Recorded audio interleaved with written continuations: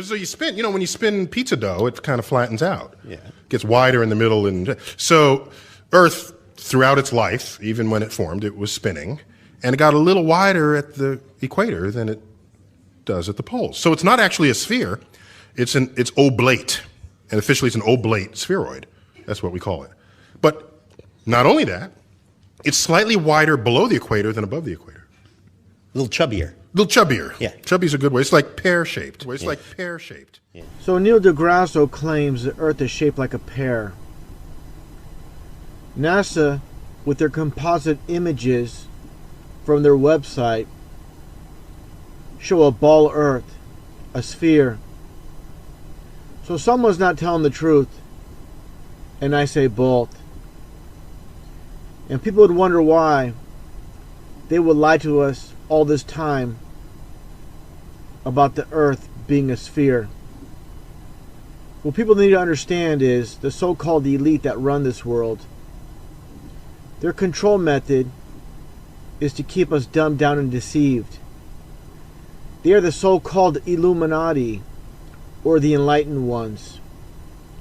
Now, these so-called elite that rule this world, if their main method of control is to keep us dumbed down and deceived, why would they share their knowledge? Question everything. Question everything you've been told from the start. And take a look at this children's record album, My World is Round. This is a perfect example of conditioning the young minds. And for the people that trust in science, here's an example exposing a lie called evolution. Here's a fossil of a coelacanth fish, supposedly a 350 million year old fossil. And compared to the coelacanth of today, there's absolutely no signs of evolution with this fish. So what's the deal? People need to realize we've been lied to from day one. And it just so happens the theory of evolution is the exact opposite of what the Bible says. From the sun before the earth, to reptiles before birds. Every aspect of evolution. And why is this? Satanists work on opposites. And those that control this world have blinded those that don't believe. Every aspect of our life is controlled by these Satanists that rule this world. So for someone that believes in evolution, you talk about God with them, it's too late for them. They've been down a path full of lies and deception where there's no turning back. Like I said, they've been completely blinded. Here are a few examples of those in this world. And again, I can't say this enough. No one makes it to the top of this world unless you go along with these Satanists. And taking a look at, for example, Oprah Winfrey, and she named her studios Harpo Studios, which is Oprah in reverse. You take a look here at Michael Jackson's backslide, also known as the moonwalk. And so they go out of their way to devise everything they do based on the law of reversal. And taking a look here at the music group Criss Cross, and you see their clothes backwards, and you also see the text on this album cover with words backwards as well. All this stuff is hidden right in plain sight. And again, I can't stress this enough. This is all by design, not coincidence. And you'll see the law of reversal hidden in plain sight with movies as well. In this scene from the 1980 movie Flash Gordon, with Clytus and his hourglass with the sands running up. Damn you! I said I want to see her! You have until the sands run out. Now taking a look at this NATO plane, and it just so happens to say OTAN, which of course is NATO in reverse. And the funny thing is about NATO and the UN, and this is all part of the New World Order that George Bush spoke about back in 1991.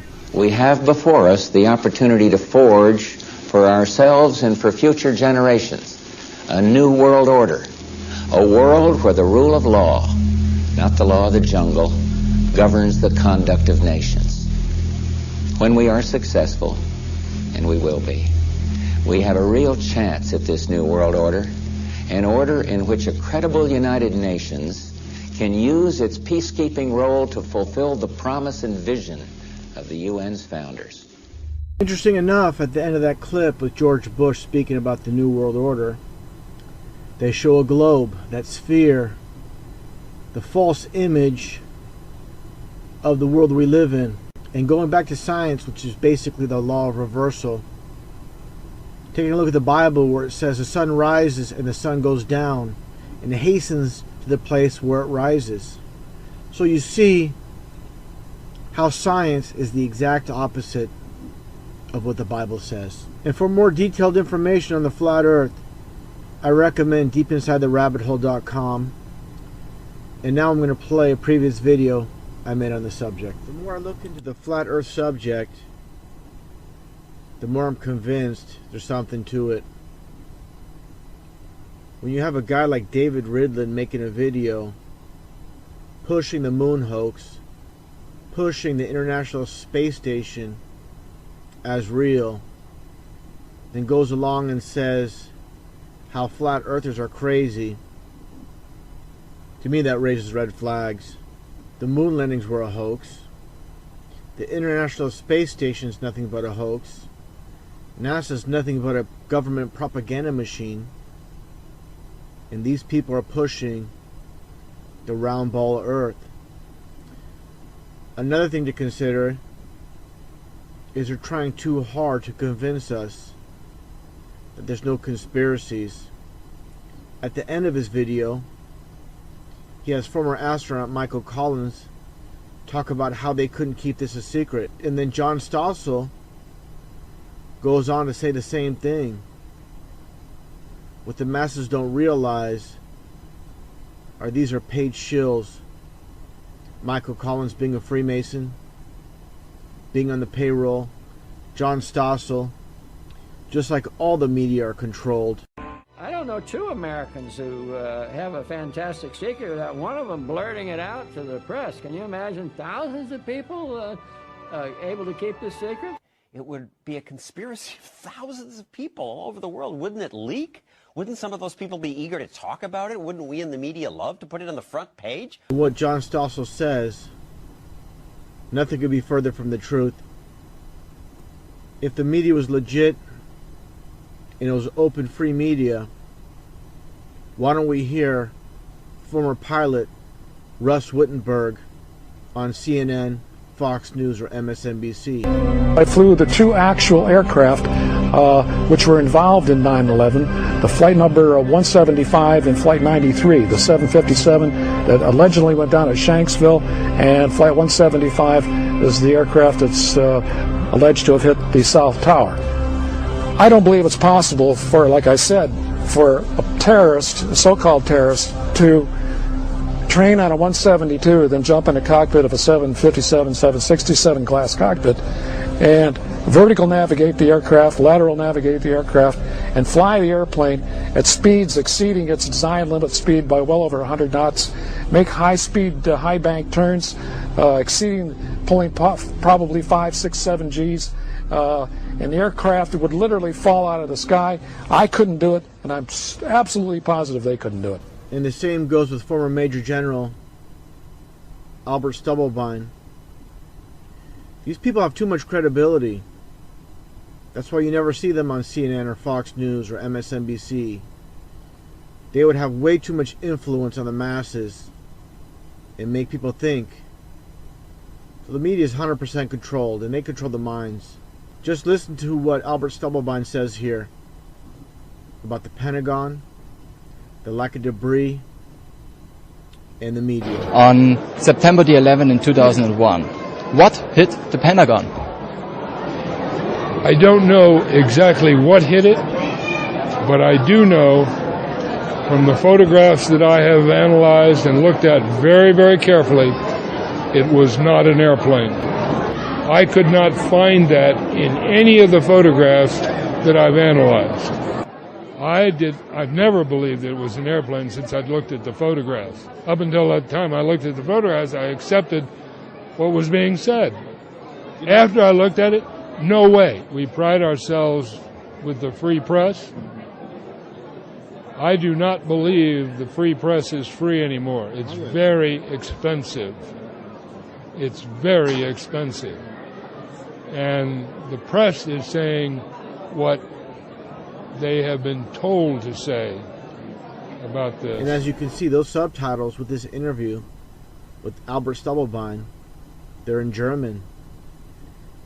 And it just so happens, with this interview airing in Germany, 90% of Germans don't believe the official story of 9/11. And for those that believe in the Bible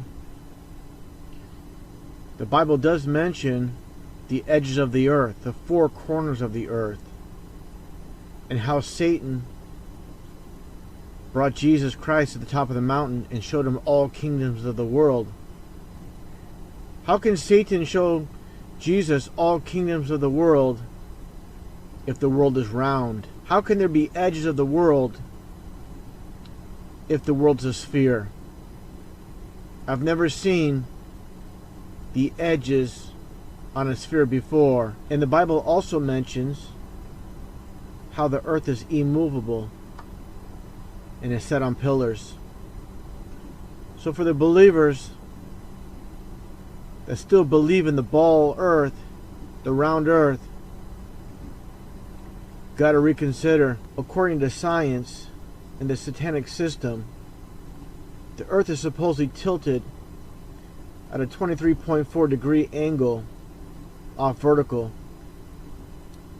and that leaves you at 66.6 degrees off horizontal.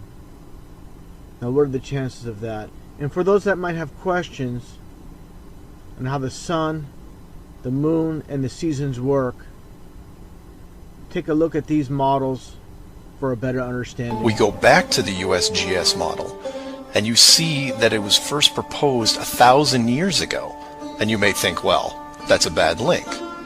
So you compare it with the person who proposed it, and you get this guy, Al-Biruni. Who was Al-Biruni? Well, he lived around 1,000 years ago and was considered one of the greatest scholars of his era, schooled in multiple sciences. Have you ever heard of him? I hadn't. Maybe it's multiple bad references in Wiki. Well, no, because NASA knows who he is and named this moon crater after him. So why is the USGS using a version of the world map designed by a 1,000-year-old Persian scientist? Because it's correct. That's why. So to be clear, let's compare them again. The United Nations flag, the USGS official map of the Earth, and the Flat Earth model. All identical, but one isn't recognized and instead ridiculed as an outdated look at the world. With all the videos I'm making on the flat earth, I get the same question every day. Not just once a day, multiple times. So I'm going to make another video on this, go into depth, talk about the sun on the flat earth. People always say they don't understand the concept of the flat earth. If the earth is flat, wouldn't the whole entire flat earth be illuminated? Just take a look at this image of the sunbeams coming through the clouds. If you believe at this angle that the sun is 93 million miles away, you're never going to understand. You're never going to get it. Look at the angle again. So, if the sun approximately 3,000 miles away, say for example, you're in Los Angeles, and you see how the sunbeams again are coming through the clouds. Do you expect, say Russia or China to be receiving sunlight when you see the sun come through the clouds like this? Just another example. More of the same here. The beams coming through here. Another example right here. How obvious can it be?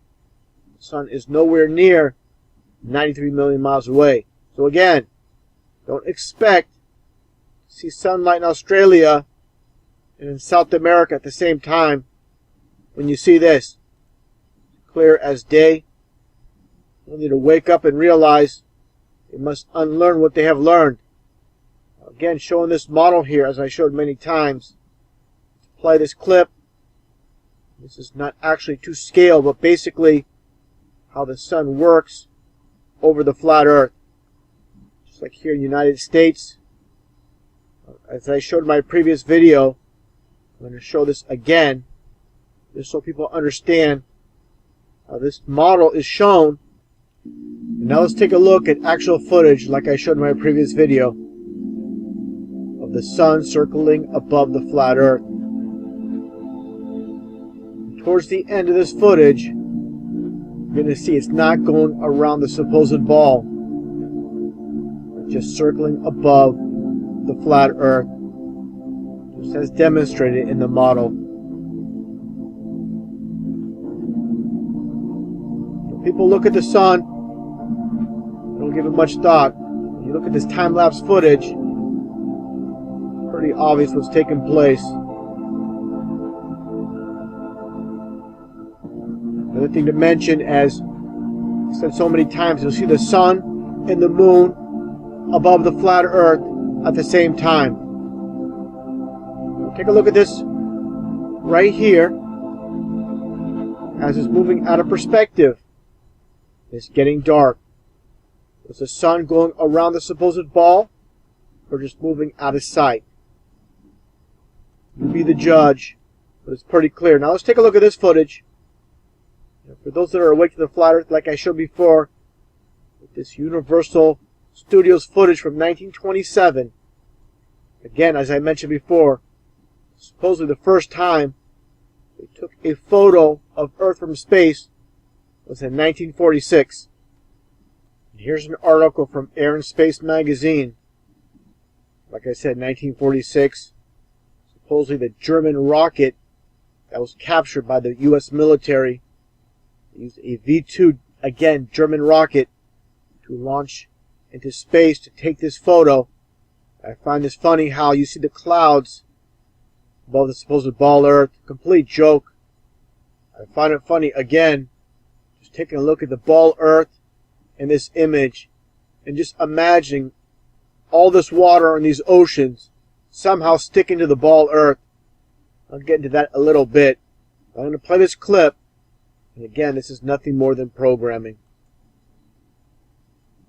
Completely ridiculous to believe that all that water in those oceans could be held on while the Earth is supposedly rotating. This is programming at its finest. Now, we want to talk about the ball Earth all day. I want people that believe in the ball Earth and believe it's crazy to believe we live on a flat plane, for them to demonstrate, show me a model of water sticking to a ball. Okay, I can show a model of the flat Earth. There you go. Got this flat dish, filled up with water, and these are the ice rings that surround the flat Earth. Demonstrate a model of the ball Earth. You can't. It's never been duplicated as a model. Complete joke how people fall for the lies. So-called truthers say they're awake, but they have no evidence that we live in a ball. They don't believe NASA. They understand that NASA is nothing but a psyop, nothing but propaganda, but they can't get past the lies of the ball Earth. Programmed, unfortunately, they don't want to be ridiculed and not believe that everything is a lie, when in actuality, everything is a lie. Everything we're told is the exact opposite. And here's a good example of that. Look at this ride at a state fair. Gravitron. And what do you see here? As the ride goes in motion, the kids are being pushed against the outside as the faster it spins. Now, taking a look at this. Again, the supposed ball Earth spinning at 1100 miles an hour. How is this possible? How can you have water like this? Like glass on a spinning ball. Makes no sense. Again, everything on opposites. The funny thing about the ride's name, exact opposite of gravity. Completely ridiculous. Like I said before, someone laughed when I mentioned, if the Earth was spinning at 1,100 miles an hour, how the water would fly off. They thought that was funny. I think it's funny when you look at this. Again, this is exactly what should happen. If the Earth is spinning, the water will be flying off. This is the so-called elite.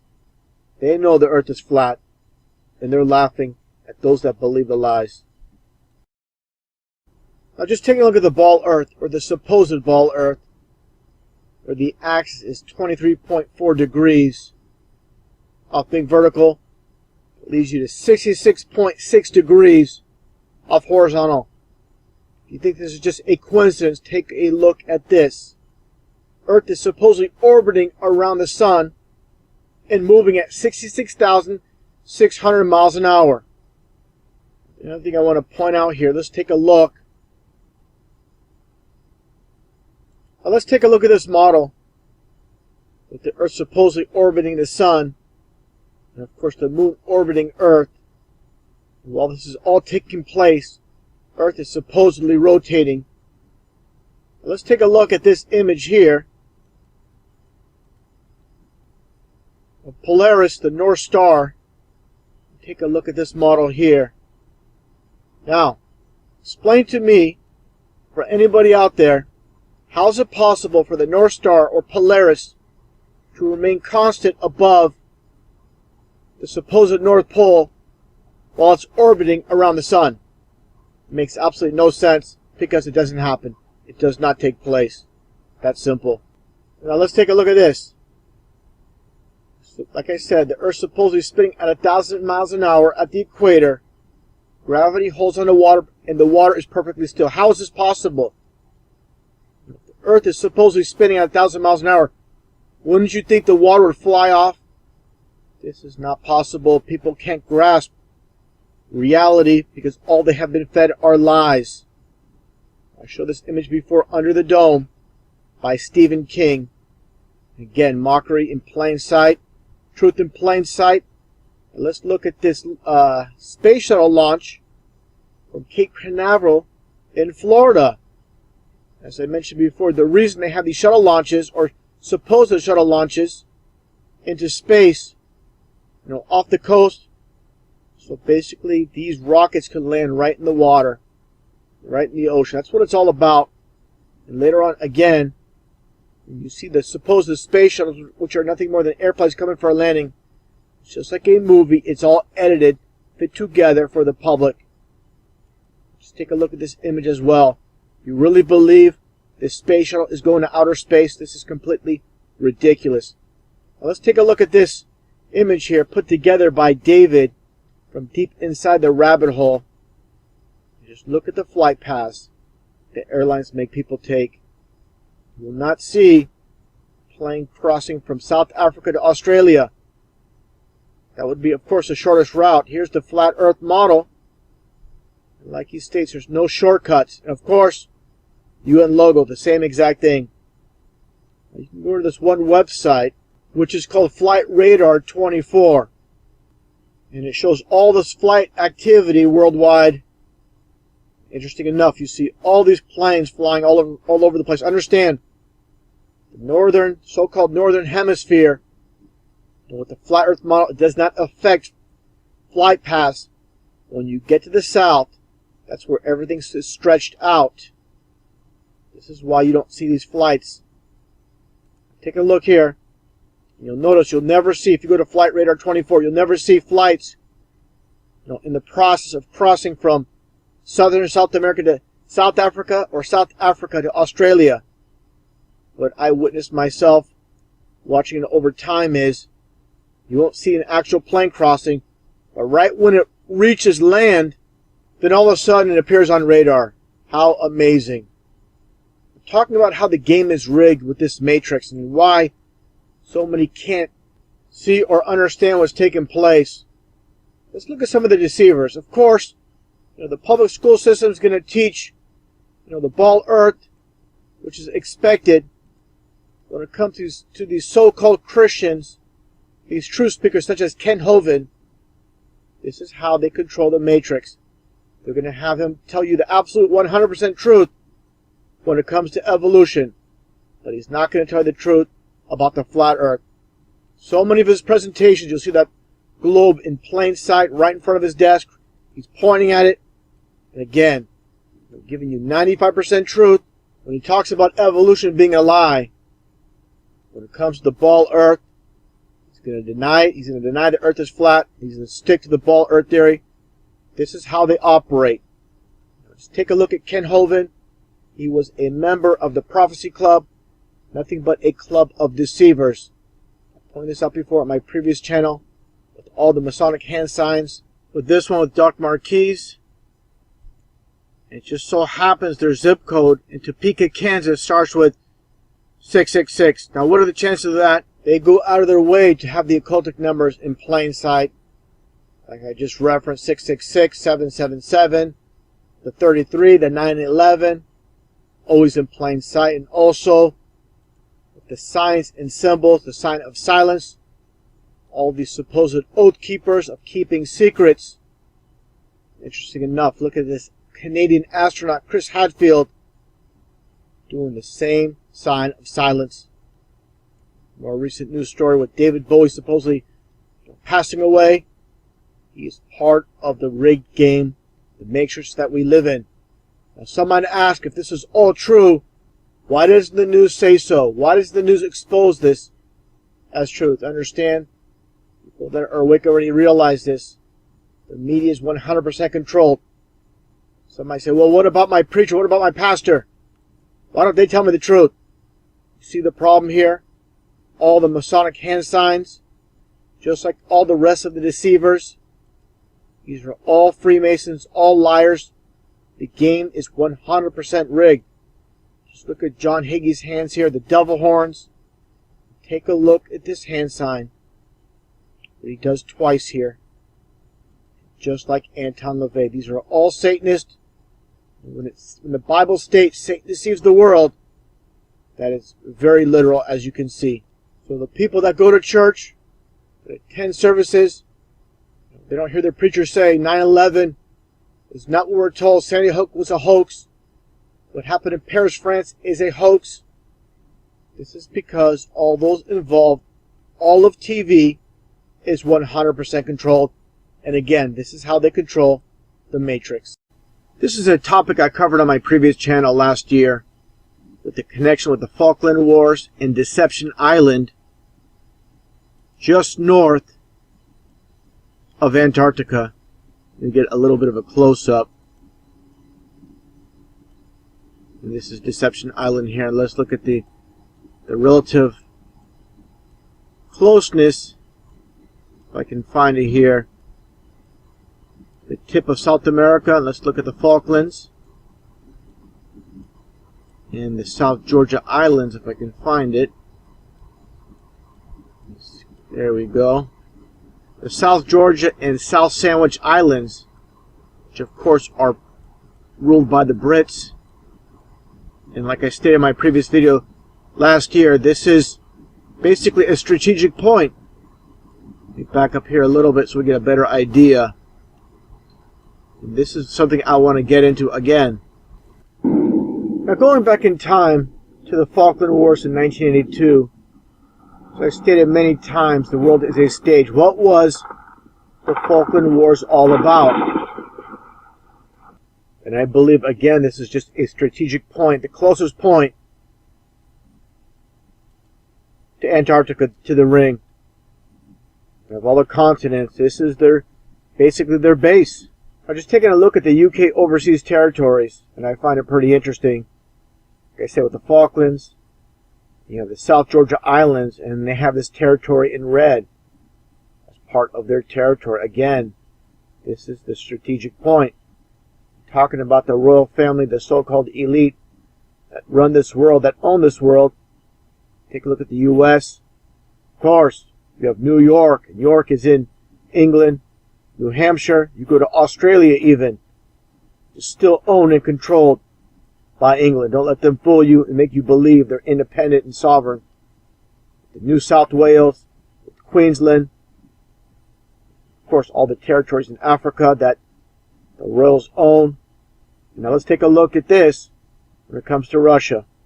So again, when I talk about the royal family owning it all, you see the connection with the royal family and Russia, going back in time with the Romanovs, and again taking a look at the UK overseas territories.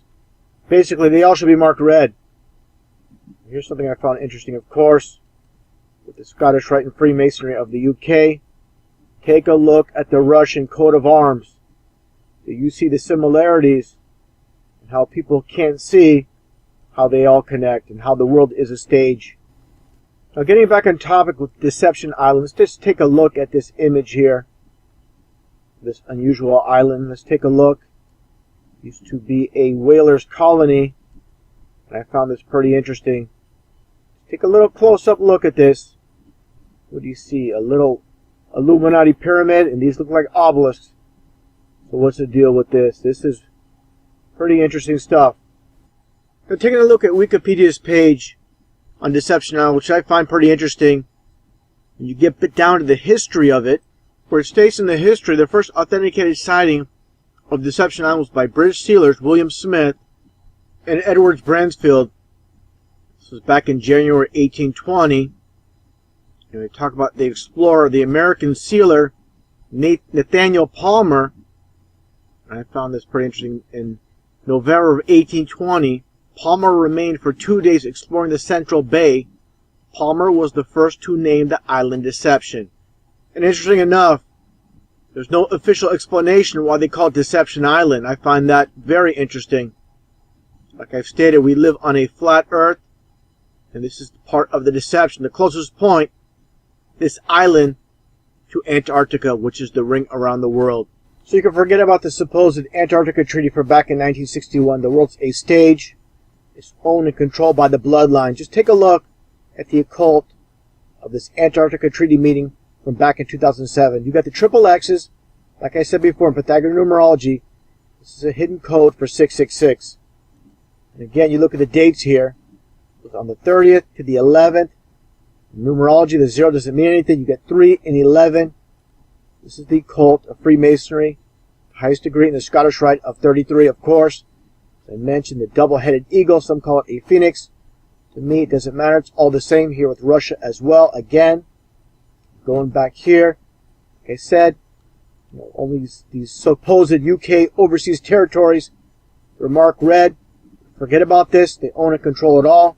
Like I stated with Australia, you got New South Wales, you have Queensland, you have Russia, the connection with the Romanov family, you have India, of course. England had a huge role in India. You had all the territories in Africa. Get to the United States with, of course, District of Columbia. Columbia being a Masonic goddess. You have British Columbia in Canada. You have the country of Colombia in South America. And then you come to the gateway from Falkland Islands to South Georgia. Deception Island, like I stated, this is the gateway to the ends of the world.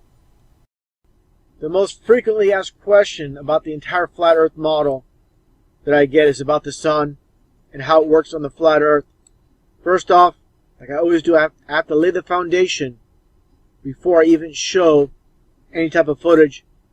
This is the biblical flat earth with the sun and the moon and the stars within the firmament. We make it clear there are no planets. Planets do not exist. All we have is what you see here, like I mentioned, on the flat, fixed earth. Now taking a look at this photo across Lake Michigan with the Chicago skyline, like I mentioned before, this is approximately 60 miles over Lake Michigan with this photo, and these buildings should not be viewable due to the curvature of the earth, the supposed curvature of the earth. One thing to notice right off the bat, look how level the horizon is.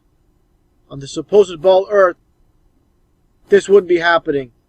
Now people see the sun, they say, oh, the sun must be going around the ball of the earth, around the globe. And this isn't the case, and I'll explain that. What's taking place is just like this model here with these telephone poles called the vanishing point. As you can see, all these telephone poles are the same height, but due to perspective, the one closest appears taller than the rest. You go down the line, the one furthest away seems very small, but of course, again, they're all the same height. The same concept with the sun. It appears to disappear. Now let's take a look at more images here. The same basic concept with the vanishing point. Now, look at this fence. Look at this railroad track. The further you go, the more narrow it seems, and it disappears. Again, with the telephone poles, same thing. I showed this night and day flat earth model before, and how the sun moves clockwise around the flat earth. Of course, the earth is stationary. The sun moves just like the Bible states. Understand with this model, it's not to scale, of course. The sun is much smaller, approximately only 30 miles across. And some might say, oh, this is just a model. Doesn't mean anything. Let's see it in action. And here you go.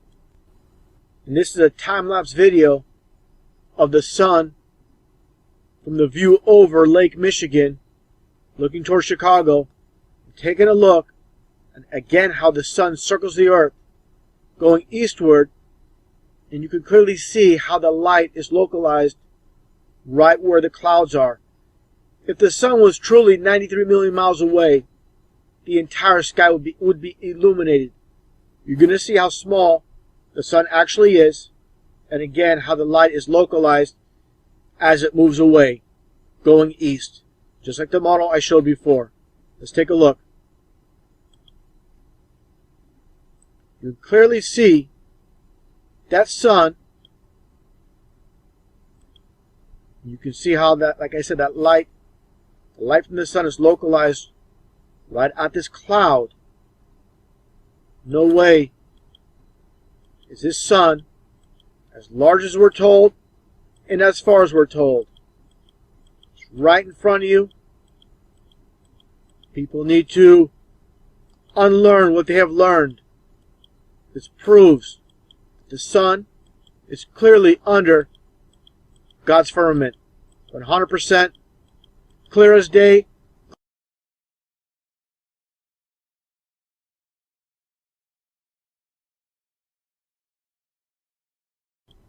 And there you go. There's the vanishing point as the sun circles the earth, just like in the model I showed earlier. Now taking a look at the moon at night, clearly see the clouds, and people have disputed me about this. Those are clearly the clouds behind the moon. I view this myself at night. I observe the skies very often. I've seen this with my own eyes. This is no illusion. Don't tell me that this moon is 238,000 miles away and you can see the clouds like this. There's no way. Not possible. Again, for even those that believe in the flat earth, they're disputing this. You understand. We're told you have to erase everything we're told in the schools, the history books. It's all lies. You've got to see things with new eyes to understand the entire concept. Everything we're told is the exact opposite of what it is. Now taking a look at space.com's website, and you can just see by their logo with the Illuminati pyramid, you can tell who they are affiliated with. They work for those that are behind the scenes to deceive the masses. And reading the title for this article, why do planets look like stars in the night sky? Because that's exactly what they are. Again, planets do not exist. Everything is within the firmament. The size of the stars differ. So they're giving you false explanations of what you're actually seeing. Now let's look at their explanation of why these so-called planets shine like stars.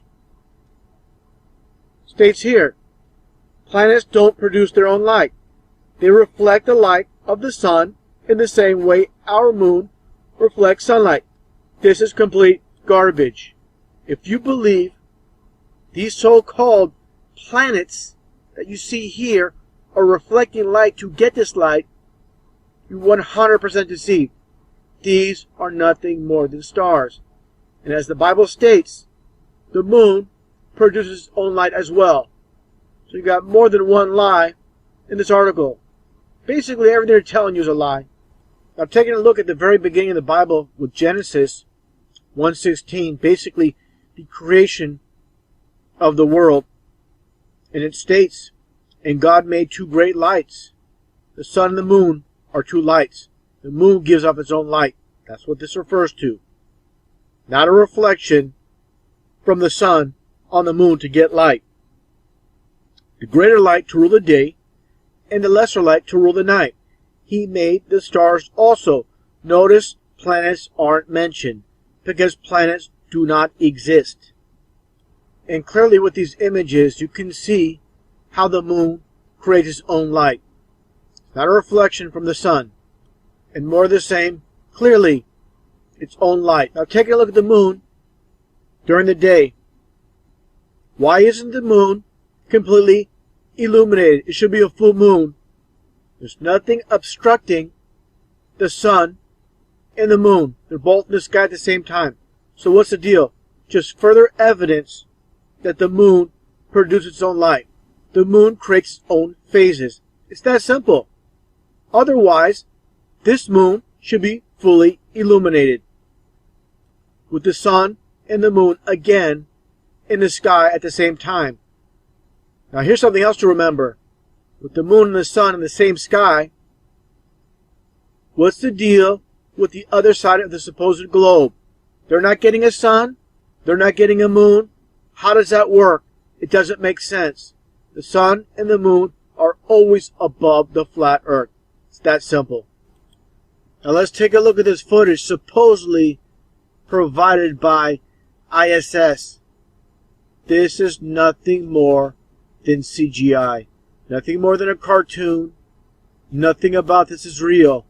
And this is what you base your belief that we live on a spinning ball. This is complete garbage. And what is this? This green barrier.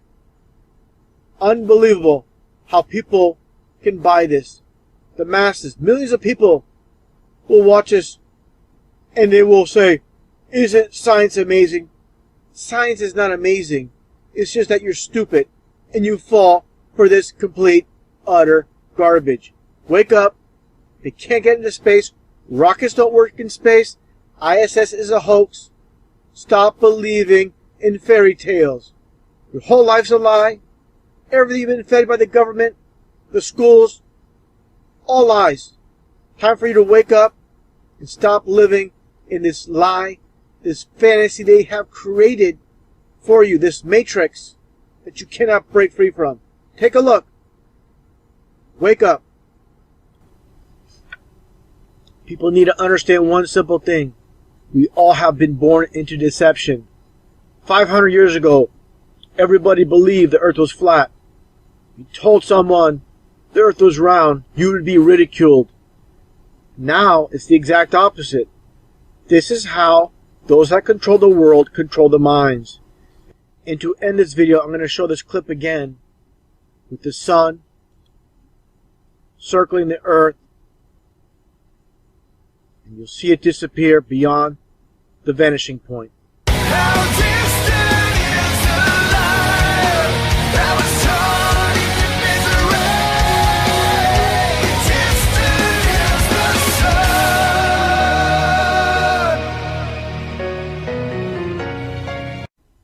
When I first came across the flat earth topic, I've heard about it before, I just kind of brushed off to the side.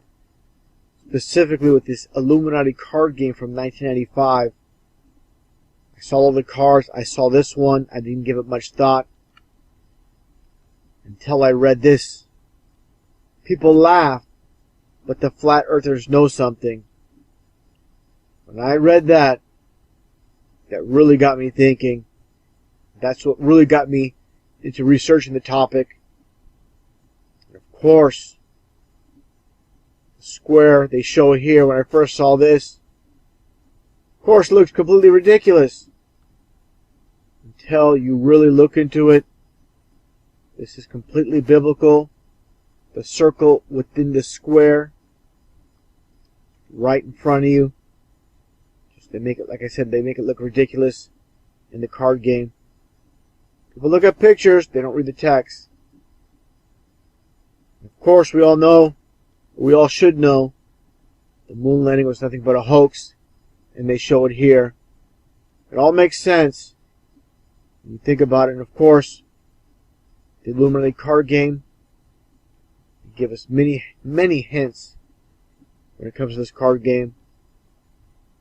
Specifically this one here with the Joggers card, where it states no one ever suspects a harmless jogger.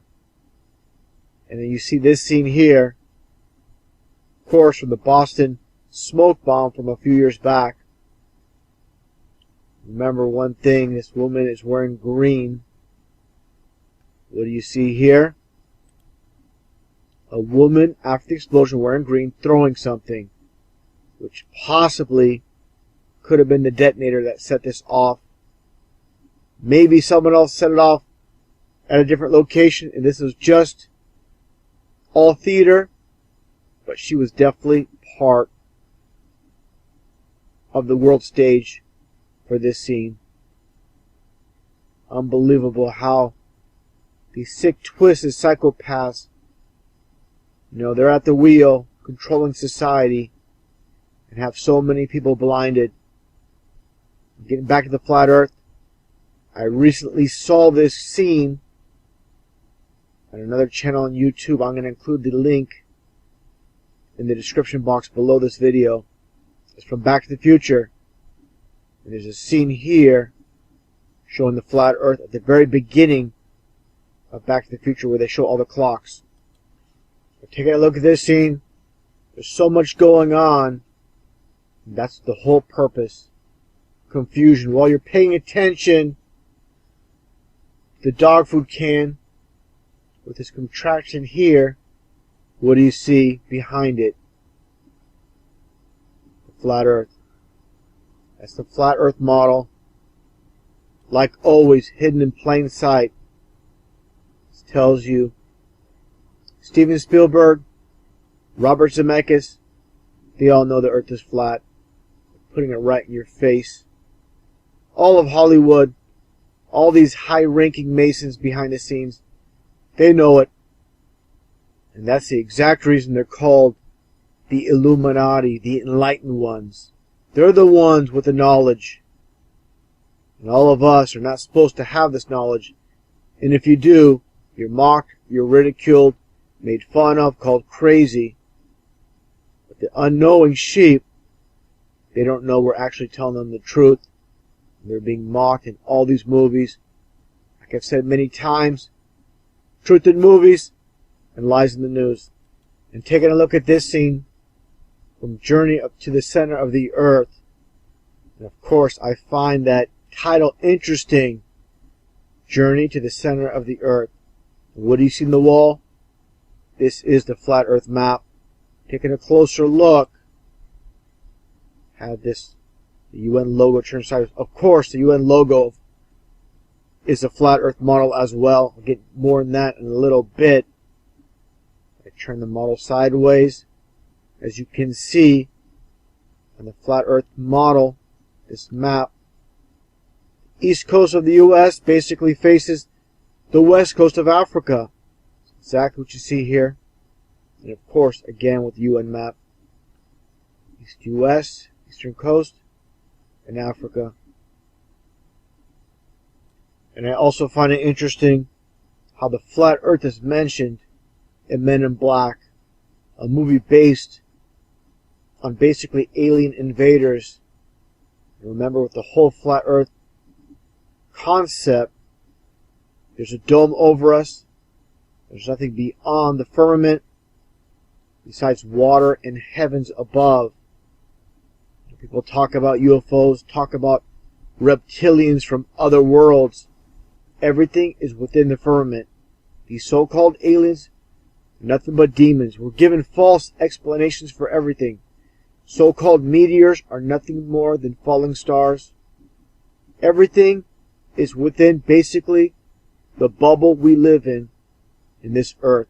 Take a listen at this propaganda film, like I said, about aliens and alien invasion, and they mock us, talking about the flat earth. One little segment, but this is used as a form of mockery.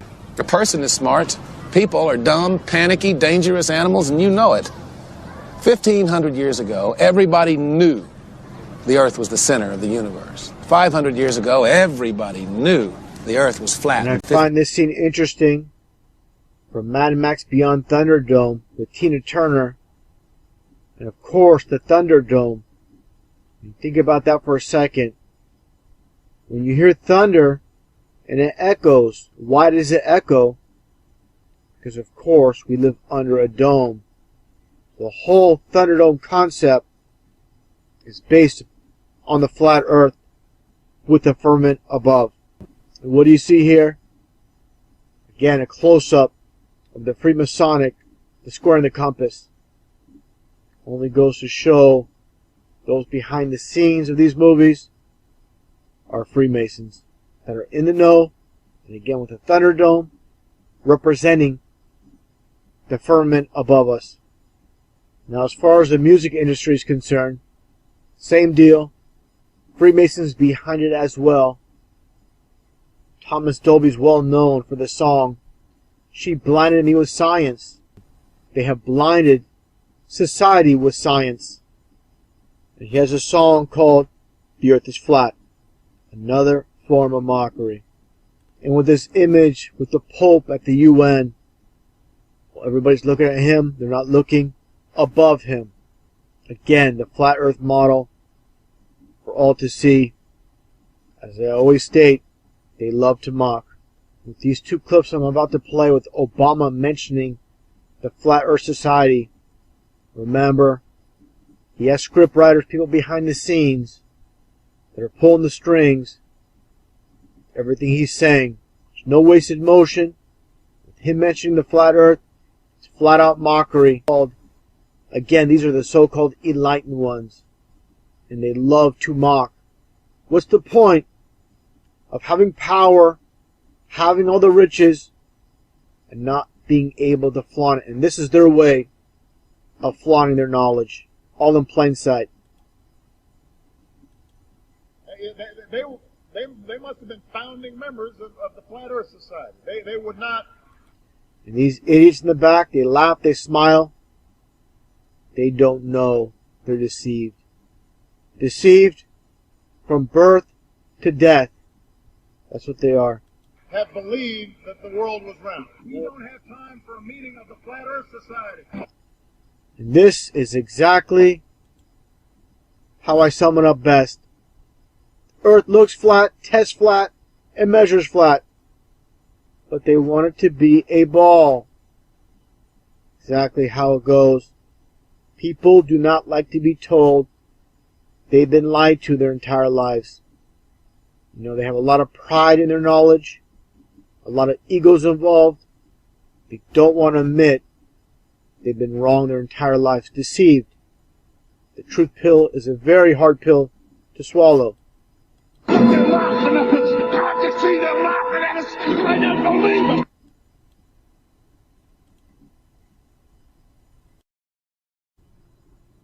I've made a lot of videos covering the flat earth.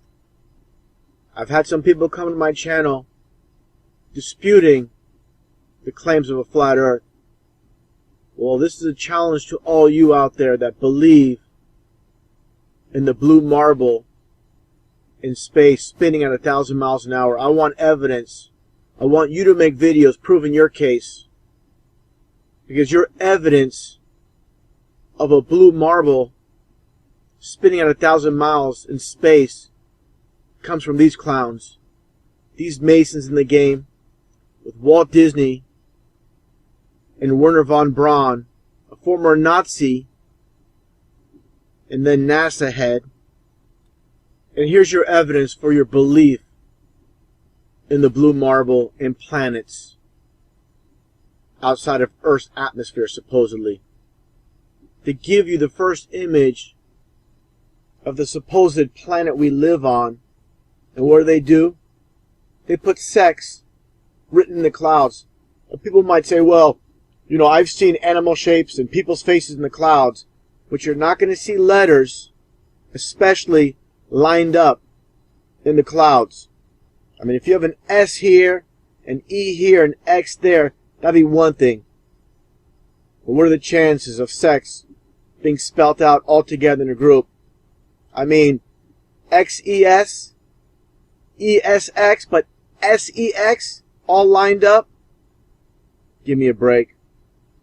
And with the supposed image of Pluto provided from NASA, and of course, I'm providing a link, the URL here, from space.com. This is an official supposed photo of Pluto.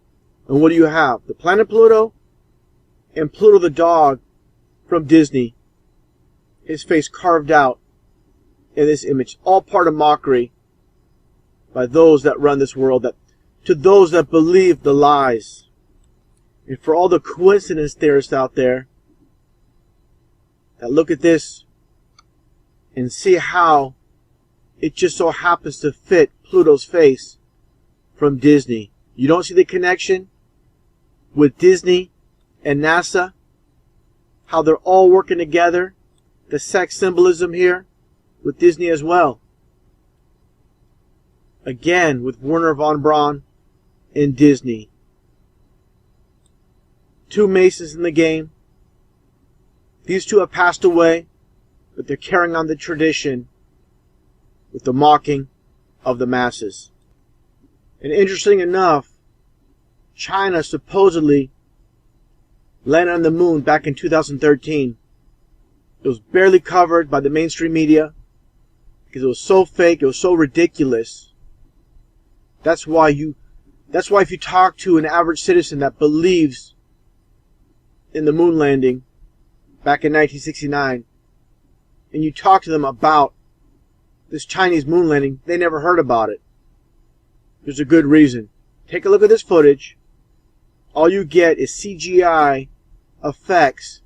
Nothing real about this, but people just lap it up.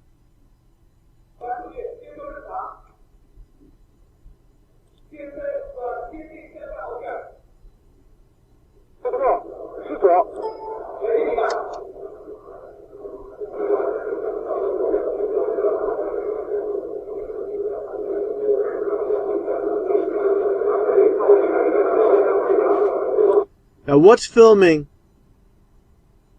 this lunar lander from this aspect? What's filming it?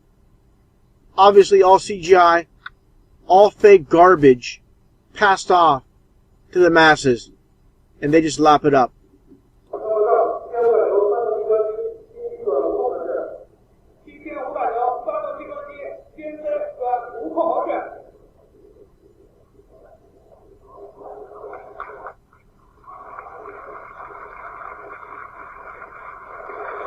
They're all clapping, watching a CGI video, a horrible one at that, and the masses again lap it up. This is your evidence that they landed on the moon. This is your evidence that they can get past God's firmament.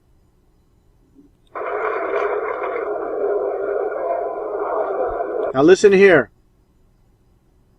After supposedly successfully laying that probe on the moon, what do you hear? You're going to hear a lot of laughing. In a real life situation, you're going to hear people happy, but not laughing like it's a big joke. This is mockery. These people from China's space know this is all fake. And this is just like duping the light. They're laughing over this because they know it's nothing but a big joke.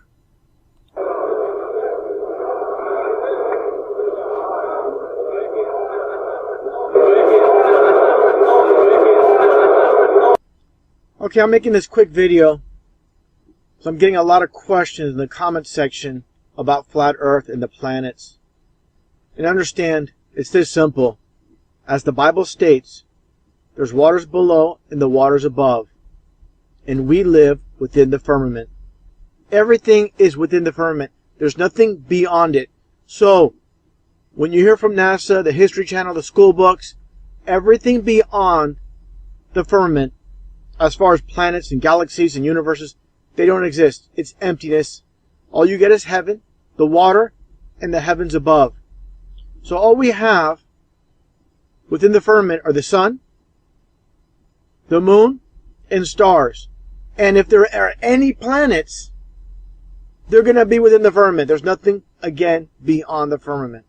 That's simple. So, the bottom line is people say, well, I seen a planet through my telescope. What you're really looking at is one of these stars within the firmament. Because, again, there's nothing beyond this firmament that you can see. It's an illusion. Science is telling you, when you look at a star in the sky, and it might be different than the other stars, oh, that's an actual planet, when it's not. It's that simple. Now, to explain these fake images NASA gives us, understand one simple thing. The reason this is obviously fake, for the simple fact, they can't go beyond the firmament to take a full picture of the world we live in. It's that simple. So that's why we get these fake renderings of Earth. That's why we get these fake renderings of Pluto. Now, again, I've covered this before, just saying it again, about the two great lights mentioned in Genesis. Okay, again, the moon during the day, this should be fully illuminated, a full moon. It should be partially lit. Again, with the moon at night, you see the moon in the clouds. Okay? It's not 238,000 miles away. It's more like 3,000 miles away. You see the clouds in front of the moon and behind the moon. It's very simple. Your eyes don't deceive you. NASA does. Now, with this picture here, or not this picture, but this photo of the moon at night, you'll see the angle of the moon. If the sun is supposedly giving the moon its light at night, this angle makes absolutely no sense. Okay, it should be coming from a lower position. And anyways, you do not see, again, light reflecting off the moon. You don't see that because, again, like the Bible says, the moon is a lesser light at night. More imagery here. Now, this is an image provided by NASA. Okay? This is from 1990 with the probe Galileo. This is a complete joke. If you believe this, you're completely deceived. This is nothing more than a painting. You want to believe this is real, that's fine. The truth doesn't care what you think. Nothing more than a painting. Same thing here. Nothing more than a composite fakery.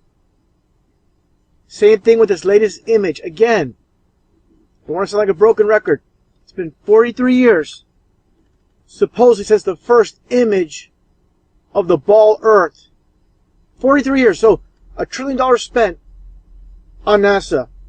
And this is the first photo, supposedly, we get in all this time.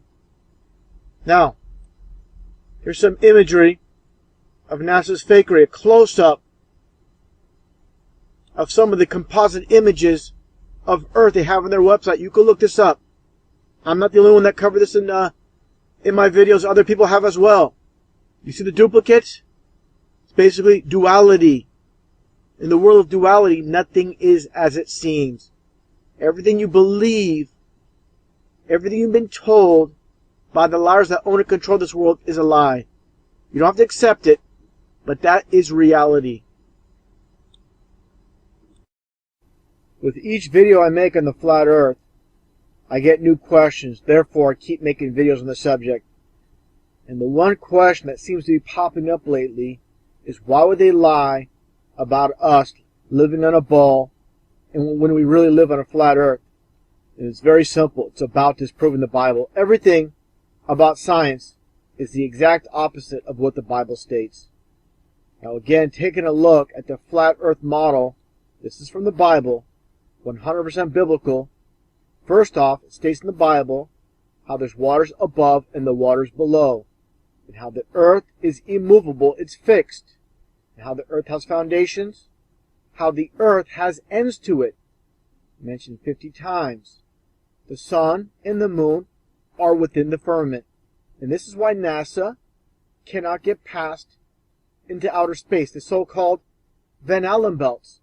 So when I make the videos on the space shuttles being nothing more than airplanes, you'll understand they cannot get past the firmament, period. They call it the Van Allen belts, but in reality it's the firmament.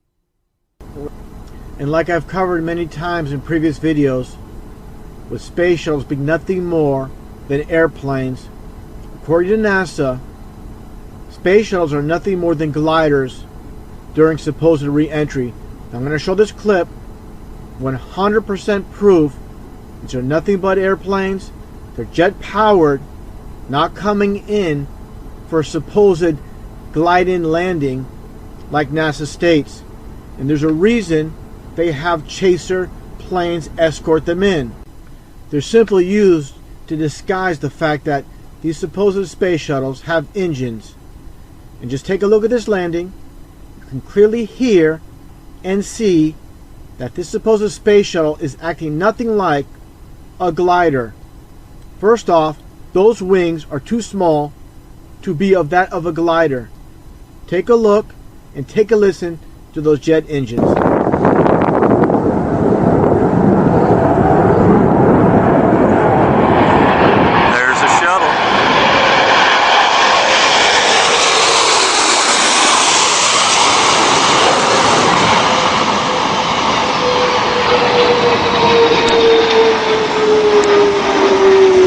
Touchdown. And as you can clearly see from this still, here's one of the two jet engines.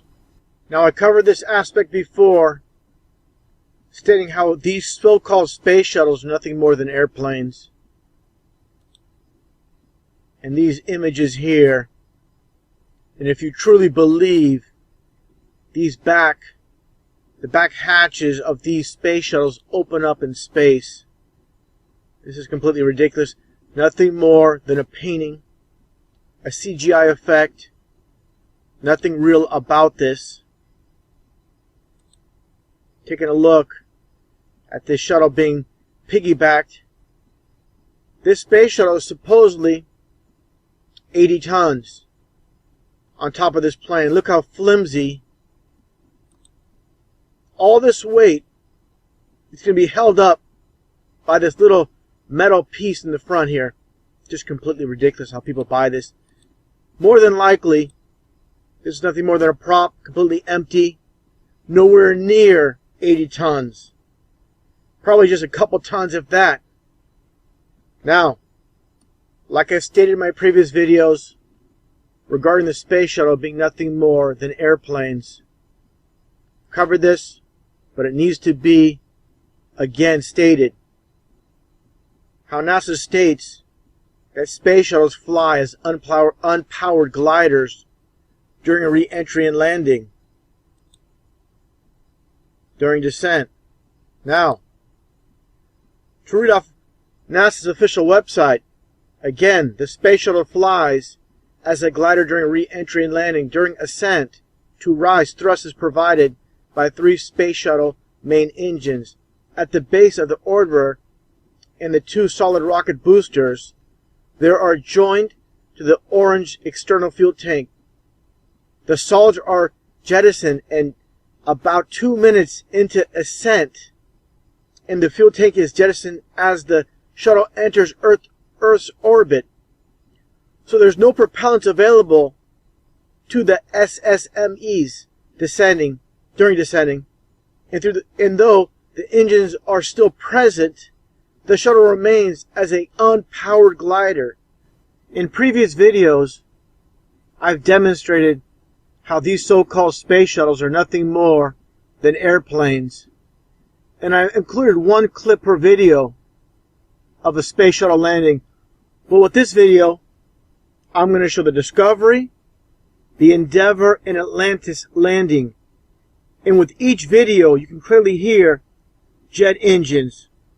So there's going to be no doubt whatsoever that these are, again, nothing more than jet airplanes. This is serious business right here as the shuttle, which is really just a glider right now. This is serious business right here as the shuttle, which is really just a glider right now. Coming. Let's turn up the audio and listen to this for a minute. And they are on final glide path right now.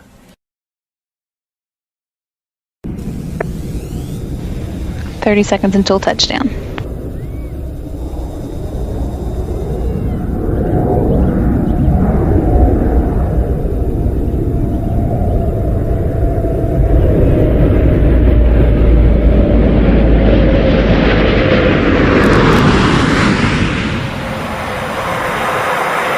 Main gear, landing gear now down and locked.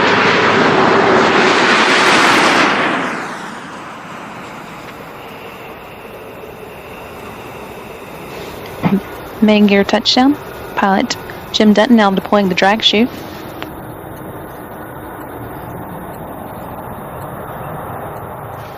Nose gear touchdown.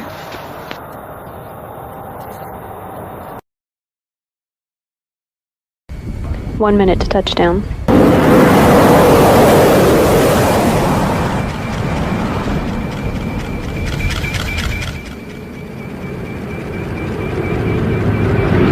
Main gear touchdown.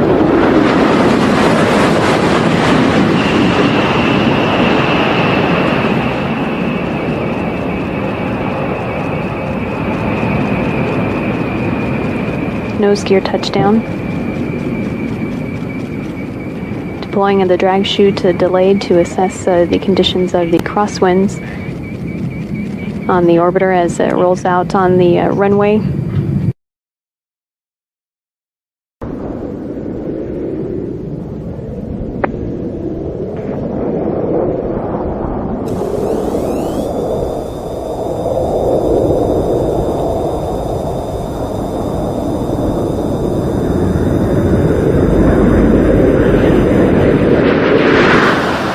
Charlie Hobart flaring up the shuttle's nose for landing, and so you can see the main gear of in place. Main gear touchdown. Pilot Barry Wilmore deploying the drag chute.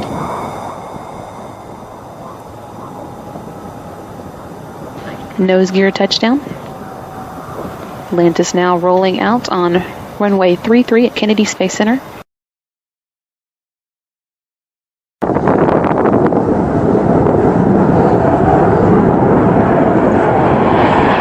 There's a shuttle.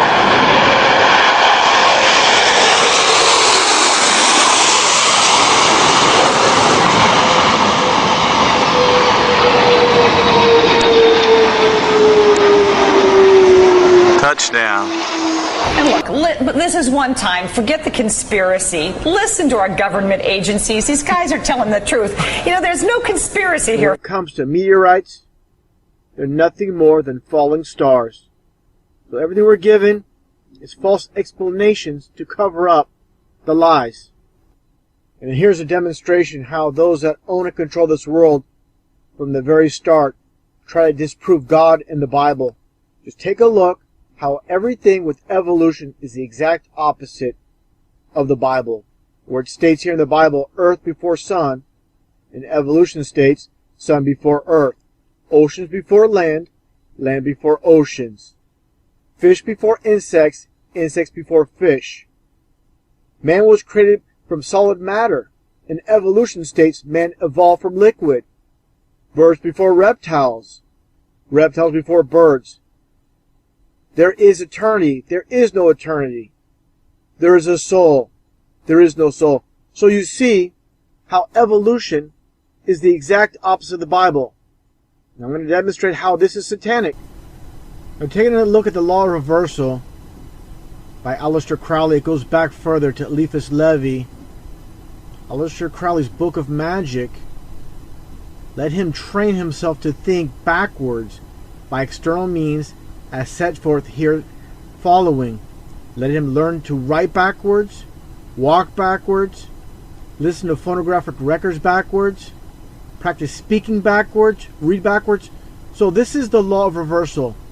Satanists even say the Lord's Prayer backwards.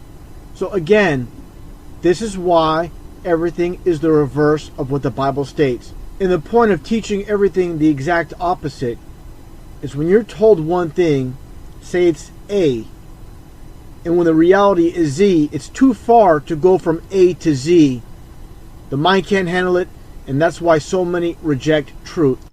There are many Bible believers that have fallen for the satanic system that the so-called elite have created. The school systems, the textbooks, the History Channel, believing we live on a ball earth.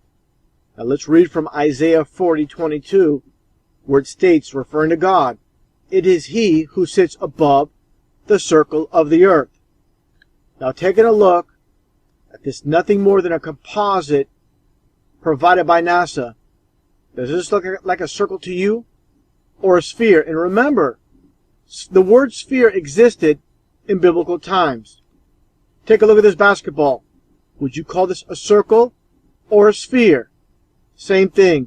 People need to realize that we all been lied to from birth.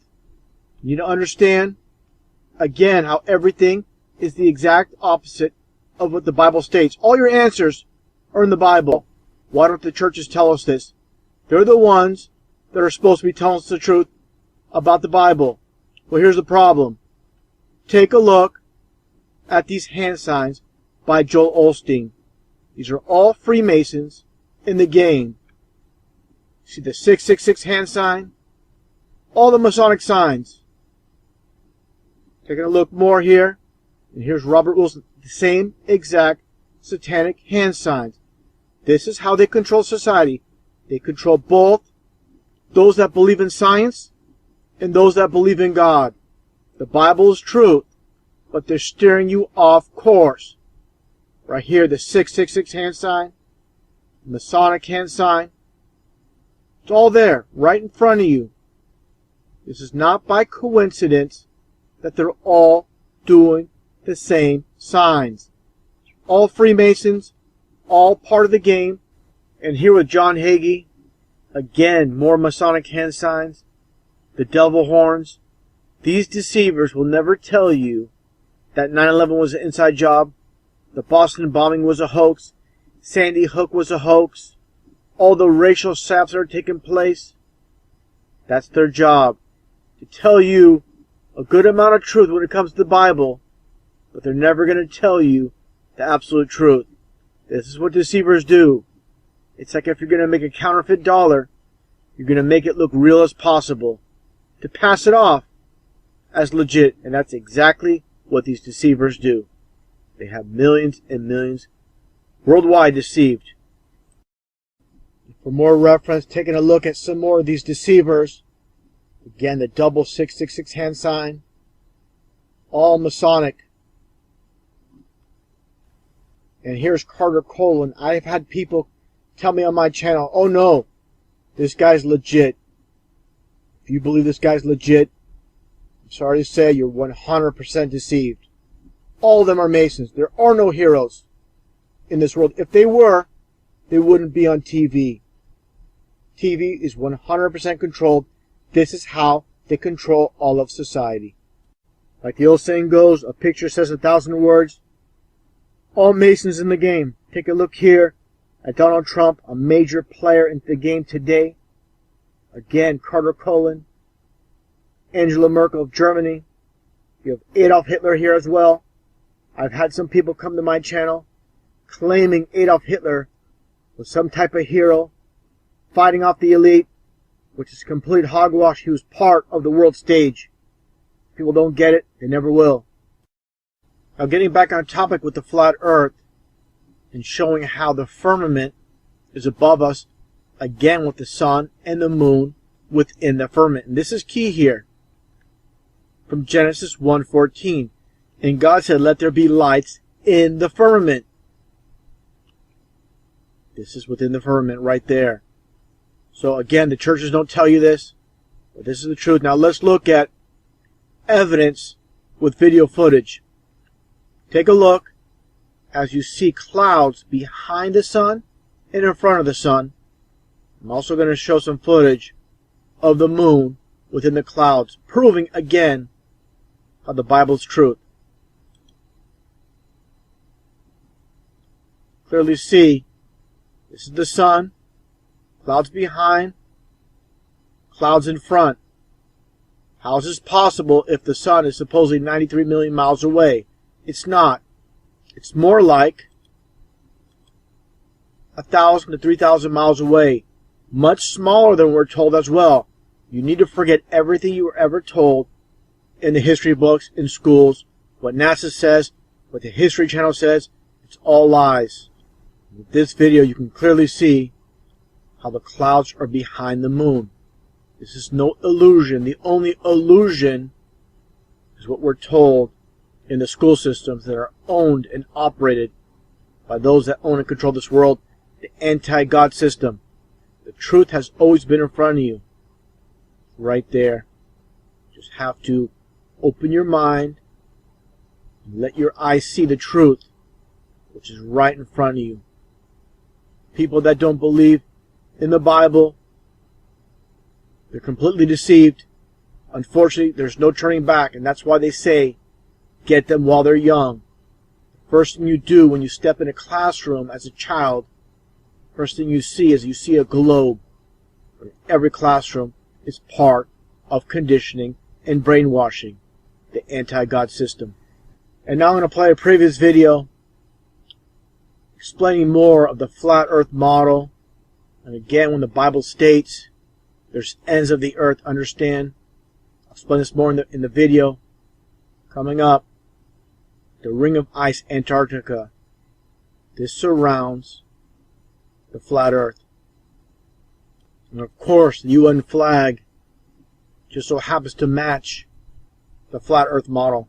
This is mockery. This is how Satan operates, and his minions. They love to mock.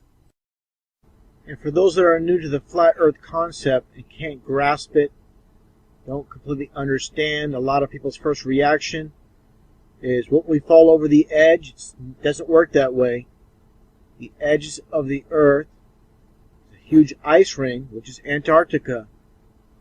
And the sun, like the Bible says, the sun moves, and the earth is stationary. It's fixed, immovable. So understand one simple thing. Everything we're told in the school system, in college, is the exact opposite of the Bible, just like evolution. How we all evolved from fish to monkeys to humans. The whole ball of earth we're told in the school system is another lie. Everything we're told is a lie. And why do they lie to us about all this stuff? They want to be the ones that hold the knowledge. They want to mock God's people. I'm going to play this video. And there's no moon in this model, but understand one thing. The sun moves a bit faster than the moon. And one concept to also understand is, people that don't get it, at times you can see the moon and the sun in the sky at the same time during the day. That means on the other side of the supposed globe, there's no sun, there's no moon. Doesn't make sense at all. I'm going to play this clip. You can understand again how the sun works on a flat earth night and day. See, 3-hour time difference of the East Coast and the West Coast get their light. Exactly how it works. And the sun and the moon are much closer to Earth than we're told. Only a few thousand miles. The sun is not 93 million miles away. It's all lies by NASA, the government. We've been all lied to. And also to understand the solar eclipse, like I stated earlier, the sun and the moon move at different speeds. just like a clock. The moon moves different speed, a slower speed. That's how you get those eclipses, solar eclipse. And also, I explained this before, with the 24-hour sunlight in Norway and in Alaska, when the sun moves, when it spins around the earth, it moves as it spins in and out.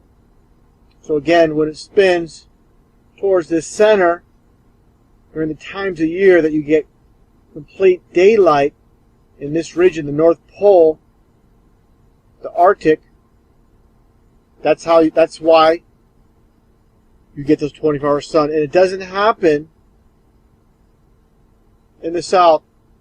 The supposed southern hemisphere, for example, in the tip of South America, New Zealand, you never get those 24 hours daylight.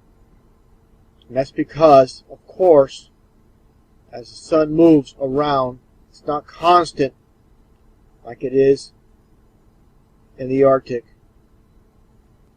One other thing, the sun, how it moves from changing the seasons in and out.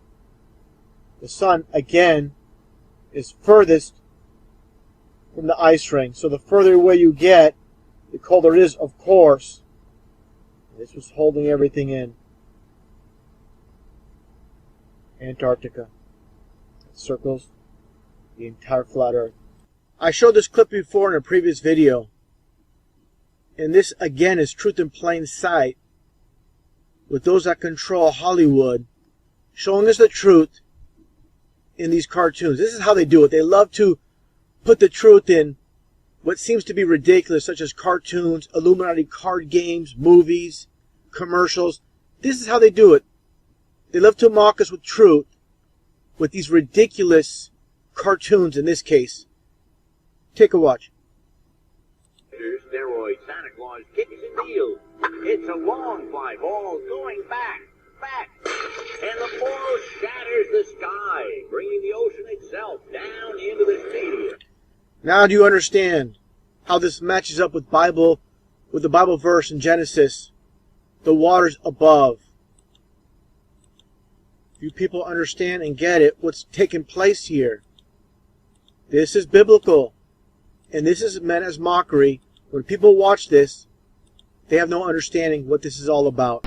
It's 3:34 Pacific Standard Time. You see the sun in the western sky. Let's pan over and take a look straight up at the eastern sky. And what do you see?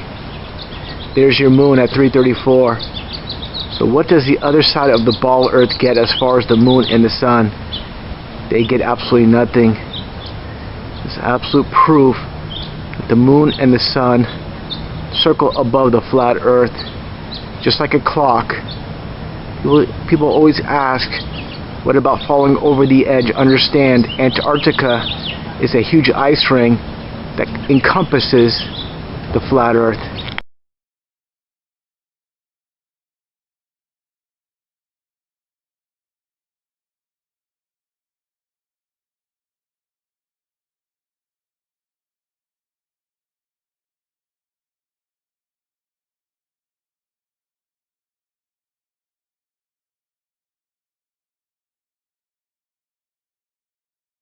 And like I stated, the so-called elite work on opposites. Whatever is the truth, they're going to tell us the exact opposite. Like I stated with evolution, the Earth being a ball when it's really flat, the distance of the sun, and this is exactly what I'm talking about, telling us how the sun is supposedly 93 million miles away when it's actually only a few thousand miles away. And with this video demonstration, I've showed this before in a previous video, you can clearly see how the sun is much closer. I'm going to actually show two footages, one of a time-lapse over Lake Michigan looking over Chicago, Illinois, and another time-lapse of the sunset in South Africa. Take a look, and I'll also explain the vanishing point. Now, as you can see, as the sun is basically just circling the earth, and you can clearly see how the sun is localized in this one area. You're going to see the clouds being lit up right here at this point. Understand, the sun is nowhere, again, as far as we're told, it's nowhere near as large as we're told. It's much smaller and much closer. It's all under the firmament. The sun was in actuality 93 million miles away. The whole sky should be illuminated. It's not. It's localized again. But it's a little bit more. You can clearly see what's happening here is called the vanishing point. It is not going over or under the ball. It is just circling, going around. And I'll show that in a second. I'll let this video conclude. And it appears at this point to go around the ball. It's not. Again, it's the vanishing point. I'll show that right now. And with this image, as you can see, these three telephone poles are the same height. You can see here the one nearest appears taller, and the one furthest appears smaller, to the point where you can't see them anymore, and they appear to disappear. Again, this is called the vanishing point. Now, taking a look at these real life telephone poles, the same deal. These are all the same height, but due to perspective, one furthest away appears shorter when they're not. They're all the same height. And as you go down the line, the one furthest away appears to lose its legs, basically. You just see the top portion. That's the exact same thing that happens to the sun. This location here. Same exact thing. Now, taking a look at this time lapse from South Africa. Basically the same thing. You're going to see how the sun is moving and the earth is still stationary, fixed, like the Bible states. Clear as day. Take a look. And again, much smaller than we're told, and much closer. Everything is within the firmament. No way this sun is 93 million miles away and this would happen. And obviously much smaller than we're told as well. Again, this is how they work on opposites. When you work off opposites, when you tell someone, for example, something is A, when in actuality it's Z, it's too far for the human mind to accept. And this is what they have done to the masses from generation through generation. Understand, 500 years ago, people believed the earth was flat. If you told them you were living on a ball, you would be ridiculed, made fun of. This is how society is controlled. The sheep mentality. Earth, throughout its life, even when it formed, it was spinning, and it got a little wider at the equator than it does at the poles. So it's not actually a sphere, it's oblate, and officially it's an oblate spheroid. That's what we call it. But not only that, it's slightly wider below the equator than above the equator. A little chubbier. A little chubbier. Yeah. Chubby's a good way. It's like pear-shaped. How do you like it? They tell you all the time what to do, what to think, what to feel. Do you want to be like a sheep? Like all those other people, man? Do you understand? That piece of shit up there, I never like him. I never trusted him. You see this phone, you go, oh, this means it's around the curvature. That means we live in a ball. Absolutely not. It's all about perspective. Like I stated before, it's the vanishing point. As you see here. How many miles is this? Not many miles. Not too far. And you see this first telephone pole. It appears taller than this one. But they're the same height. Again, it's all about perspective. Just like this image here, like I've shown before. Telephone poles and the vanishing point. All equal height. Just the vanishing point. So, again, when you see this, the ship and the sun appearing to go down, it's all about perspective. That simple. Now take a look at this footage of the sun and moon circling over the flat earth. You can clearly see it's not setting, going down around the ball. There is no ball. We live on a flat plane, and this is your proof. At the very end of this footage, you're going to see how the sun and moon basically disappear. That is your sunset, and the sky goes dark. Not going around a ball.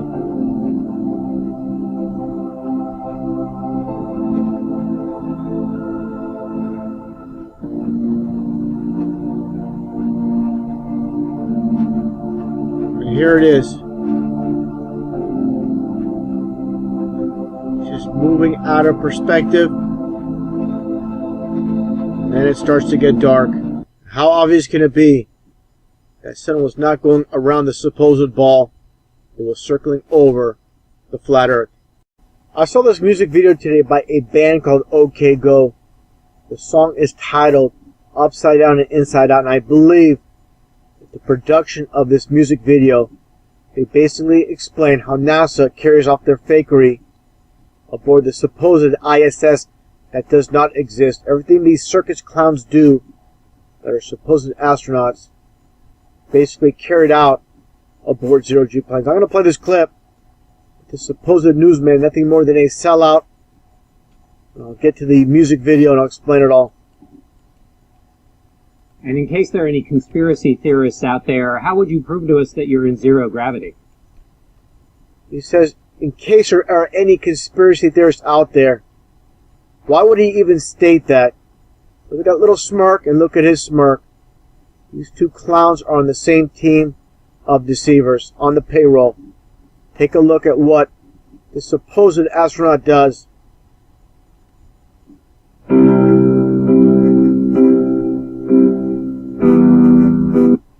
He does a little flip. So I guess this is supposed to prove he's in space aboard the ISS. Let me play the video itself here. Let me get to the point here where it states, what you're about to see is real. We shot this in zero gravity in an actual plane in the sky. There are no wires or green screen. I'm going to mute the audio itself. It's not relevant to what is taking place, what needs to be explained. Play this clip here. Skip ahead a little bit. These band members, first thing they do is they throw up these laptops during the video and they basically float. Basically zero gravity. You're going to see these band members start floating around. This video is continuous. It goes on for approximately a little bit over 3 minutes. This is all done again in a zero-G plane by an S-7 Russian plane. They did multiple takes. And I'm going to show a news article basically explaining how they do this. Let's just play a little bit more. I'm going to get into that. Skip ahead here a little bit. Well, I'll just keep playing it. And this is over the 30-second mark, when the maximum amount of time a plane could go the state of zero gravity is 27 seconds. So what these musicians are doing in this music video, and what the astronaut, supposed astronaut Scott Kelly did with that flip, is not very impressive when you see this taking place aboard the zero-G plane. Now let me get to this news article where they talk about OK Go's new music video. I'm going to show a little bit of the imagery here. I'm going to get down to what I'm speaking about here. Here they are in front of this plane. Here's basically the crew aboard filming the music video. I'm going to get down to the portion where it's very revealing what's taking place. And it basically answers the question that many have about NASA and the supposed astronauts and their fakery. And it's right here, I believe, yes.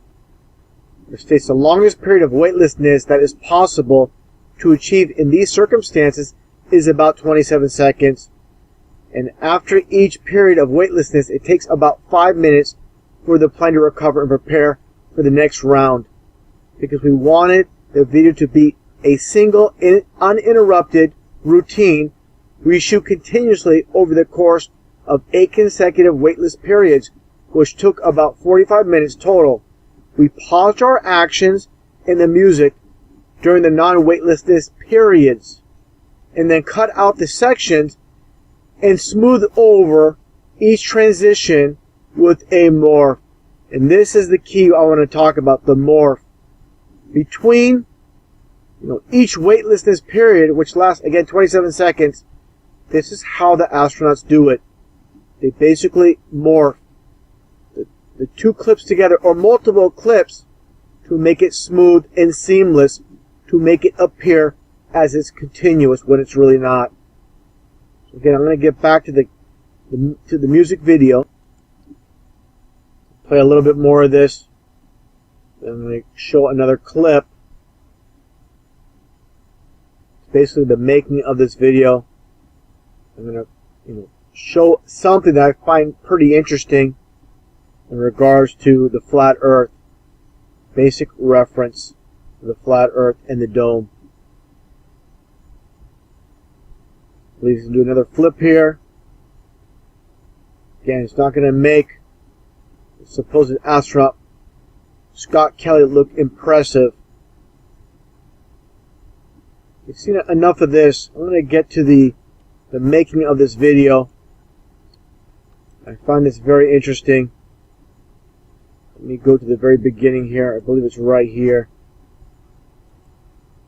They cut out here and they say, they put something on the screen. Okay, go upside down and inside out. The Thunderdome reel. And this is the cult of the Thunderdome, as I mentioned before. Play a little bit more, where it states the grand finale of the music video for Upside Down and Inside Out was given the nickname Thunderdome. People don't understand what the Thunderdome means. I've explained it before. It's all going to make sense. All about mockery. For those that don't know about the flat Earth, there is a dome above us. When you hear thunder, it always echoes. Why does it echo? Because of the dome.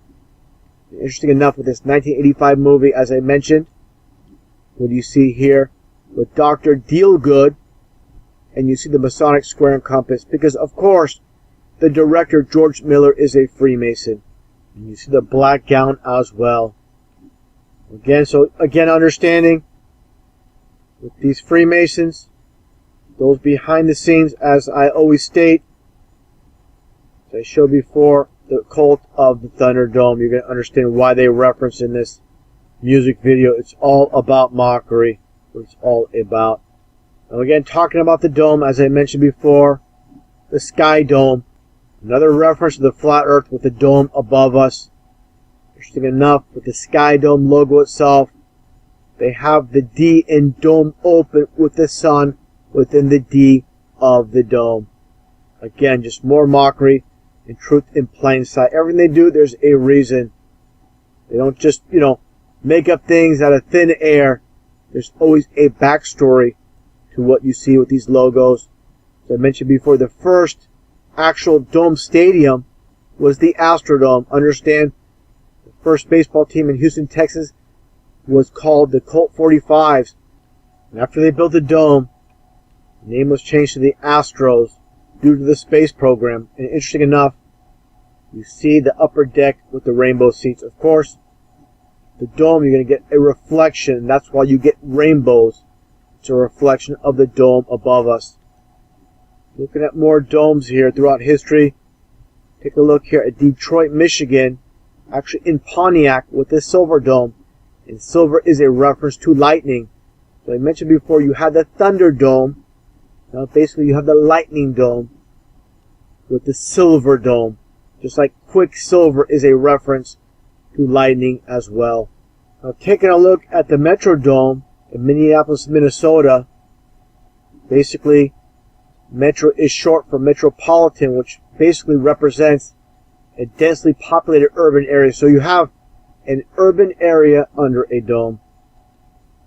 Talking about, or getting back on topic, with the supposed astronauts with Sunny Williams, this hideous woman with this hideous haircut. Understand the reason her hair is sticking up in this position throughout all of her videos. Understand, again, getting back the basic zero-G planes. they only last 27 seconds, even with the morphing technology. After each basic 27 segments of filming, they can't reproduce her hair in the same position. During these zero-G planes, her hair was not hairsprayed. It would just keep falling down, coming back up, and it wouldn't look right. There's just one aspect that totally exposes ISS and these supposed astronauts. Nothing more than frauds. Let's continue on here. Let me just take off the audio. Play this clip a little bit more. Now she turns sideways here. Totally exposes her hair as being hairsprayed into position. The zero-G plane that she's on, not on ISS. ISS does not exist. Her hair on the side here and on top should be going up. So what's the deal with that? Now look at her go upside down, and her hair stay in the same position. All of her hair should be going up. It's not. Still going straight down. This alone exposes ISS, these fakers, these frauds, nothing but liars. I have this image here of the Wicked Witch of the West. It is this hideous deceiver that reminds me of her. Take a look at these images here and just compare. One and the same. Some people might think I'm being a little bit harsh, a little bit cruel. Understand, NASA and the government, they have defrauded the American public out of billions of dollars. And these people are treasonous. They know what they're taking part of. No sympathy for these people whatsoever. Nothing but a club of deceivers. All these astronauts, all those people in the media. People can't see what's taking place here with this fakery and these liars and frauds is beyond me. People don't want to believe this is real. They live in a fantasy land where lies are truth and truth are lies. And they can't get past the fact that they've been deceived their whole lives.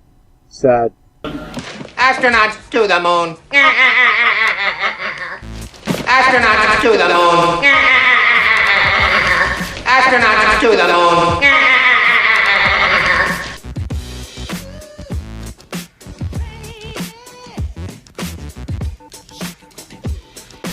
Astronauts to the moon. The Force can have a strong influence on the weak-minded. Over the last year or so, there's been a lot of discoveries in movies when it comes to flat Earth, hidden in plain sight. And this is how the so-called elite love to do it. With this movie called The Ming Hags, starring Bam Margera. Take a look, and you're going to see in this classroom as a teacher speaking to a student. He's talking about education. What do you see right behind him? Take a look at exactly 11:33. 150 years of traditional scholarship. You were the worst example of an educated person to ever walk this campus. In over 12 years of college education, you've managed to achieve only 2 credits towards graduation in... There you go. There's your flat Earth model, flat Earth map. And what does it say right above it? It says Science 101. For those that claim to be awake and believe in the ball Earth, you're still dead asleep. Just take a look again closer at the flat Earth map. You can clearly see the continents. This is no dartboard. You try to rationalize your false beliefs, believing you're awake, saying 9/11 was an inside job, Sandy Hook was a hoax. If you can't take that step further and see what's taking place, you're only half awake at best. Again, it says Science 101. Complete mockery. Let's take a look at Bam here. What do you see?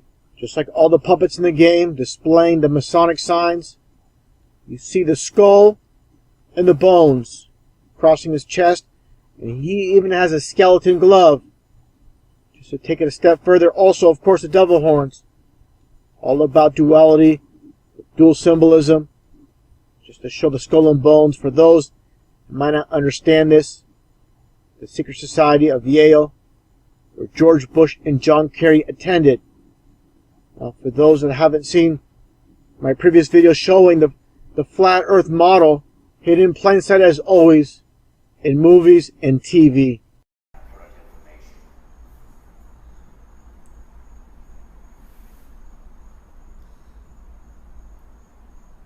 Like I've stated many times, truth in movies, comedy, and TV shows. In this case, with the TV show titled The King of Queens, starring Kevin James. Just take a listen to what Kevin James says during these segments. The mention basically of the flat earth with a dome above it. Let's open up our world. You know, I don't want to open up our world. I want to close our world. Build a dome over it. But if you don't want to meet any new people, why'd you agree to go out with them? Because Carrie can't know about the dome. And there you go. Carrie can't know about the dome, which is a reference to the masses. Basically, we're not supposed to know about the dome. Because Carrie can't know about the dome. We all gotta share this big spinning rock. We gotta share this big spinning rock. More mockery. We all gotta share this big spinning rock.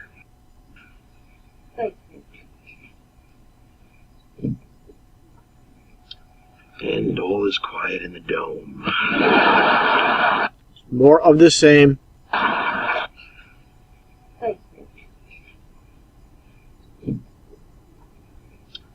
And all is quiet in the dome. Now this is a perfect example for a useful idiot, this Kevin James. Before playing the clip, just take a look at his t-shirt he's wearing here. Of course, he's just an actor. The lines are given to him. His wardrobe is given to him. Again, nothing more than a useful idiot. You see, 1969, this is a reference to the year of the moon landing, which is, of course, a hoax. Now take a listen. I need to know how this whole dome business works. There you go. More of the same. Just for reference, I'm going to play some previous videos on the flat earth with the dome above us. How obvious can it be? A lot of people, they're in denial. Of course they are. You've been programmed for 30, 40, 50, 60 years to believe lies. It's very hard to change. You know, once you're programmed, I understand that.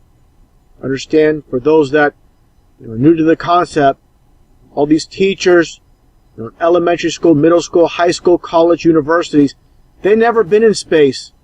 They never saw the ball Earth from space.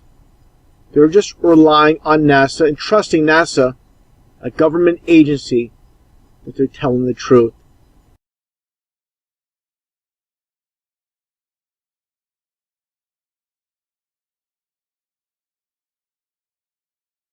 Not first-hand knowledge whatsoever. This is how the governments, not just the U.S. government, all these governments are working together to deceive the masses. People might ask, why would they lie to us about living on a ball Earth when we actually live on a flat Earth with a dome? And as I've stated in previous videos, it's all about supporting the theory of evolution. So everything has to coincide with the school books. Can't teach evolution and teach at the same time that we live on a flat Earth with a dome. That would obviously mean that there is a creator, which there is, of course. I found this pretty interesting with Leonardo DiCaprio meeting up with the Pope, talking about the environment. And this is the interesting part of it. They are looking through a book, and Leonardo DiCaprio mentions the flat Earth. As I've mentioned many times, many of these events are scripted before it airs on TV. They know what's going to take place. It's discussed between all of them. So again, this is pushing the flat Earth to mainstream, putting it in the mind subconsciously. I'm going to play a little bit of this clip. I'll include the link to the Reuters.com website, the link to the full video. You can take a look at it. I'll just play a little bit of it right. And in the third panel, we see a blackened sky that represents so much to me of what's going on in the environmental movement today. Yet in the back, you have Hieronymus Bosch painting planet Earth when many thought that the Earth was still flat. The Earth was still flat. Earth was still flat. I just saw this music video by Owl City. The name of the song is titled Fireflies. Like I mentioned many times, with these so-called artists in the music industry, just like Hollywood actors, they're given scripts to read. Basically, the lyrics for the songs, the music videos are not their creations. They don't have creative control. That's by those that pull the strings from behind the scenes. I'm going to show the flat earth with the dome symbolism hidden in plain sight. Right here at the side angle with the fish tank, with the dome globe. To continue the video a little bit more, I'm going to talk about why they show the top angle. There's there. You have the type speak, fishing net, and there's the dome globe with the ice ring with the wizard in the middle. Just like with the ice ring and the flat earth concept I've shown many times, and the dome of course over the flat earth. Find this pretty interesting. I go back to that spot again. I find it pretty interesting with the fish tank and the fish net. This is basically, it symbolizes being caught, in the trap of lies, basically what I believe it's all about. And the fish tank itself, which is a more accurate representation of the world we live in, compared to the so-called ball earth, supposedly due to gravity, which is nothing more than a theory, trillions and trillions of gallons of water are sticking to the bottom, sticking to the side. Completely ridiculous how we all been basically brainwashed to believe this lie. Continue this video, just take a listen to the lyrics to the song, which again, he mentions staying awake or being asleep, and that reminds me of the movie They Live with Roddy Piper. They live and we sleep, Truth in the lyrics, as usual, as a form of mockery. 'Cause everything is never as it seems. I find that interesting. Nothing is as it seems, like I played before with Madonna's song. Just take a listen to these lyrics again from American Life. I'm just living out the American dream, and I just realized that nothing is what it seems. There you go. It's more of the same. You have basically the same lyrics being sung by Madonna and by Owl City with Fireflies. You see the connection here. I'm going to continue on. More of the same from Owl City. Interesting enough, going back a little bit in the video, while he's singing, you have the ball earth in the background. Again, you see the flat earth symbolism, you see the so-called ball earth in the same videos. It reminds me of Back to the Future, and I'll play this little clip with the flat earth symbolism hidden in plain sight as well. Well, I'll show this scene here from Back to the Future, the very first opening scene with the clocks. They show the flat earth map on this clock hidden in plain sight. And while the video's playing, I included the lyrics from the song from Toto.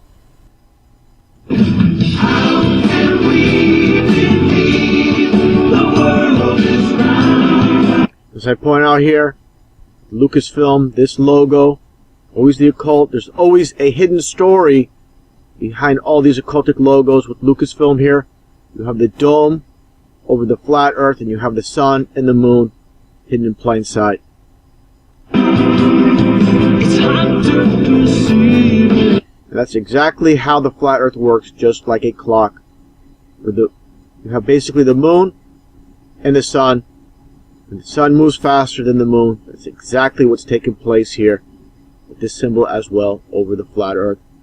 I just saw this video on Movie Matrix channel. I'll include a link to his original video in the description box below this video. Find it very interesting, a reference to the flat earth in a 1960 movie titled Inherent the Wind. There's nothing new under the sun. Like I stated so many times, truth in movies, lies in the news. And interesting enough, in this fan this man is holding, it says compliments of Mason's funeral parlor. Just a little reference to those behind the scenes pulling the strings. Take a look.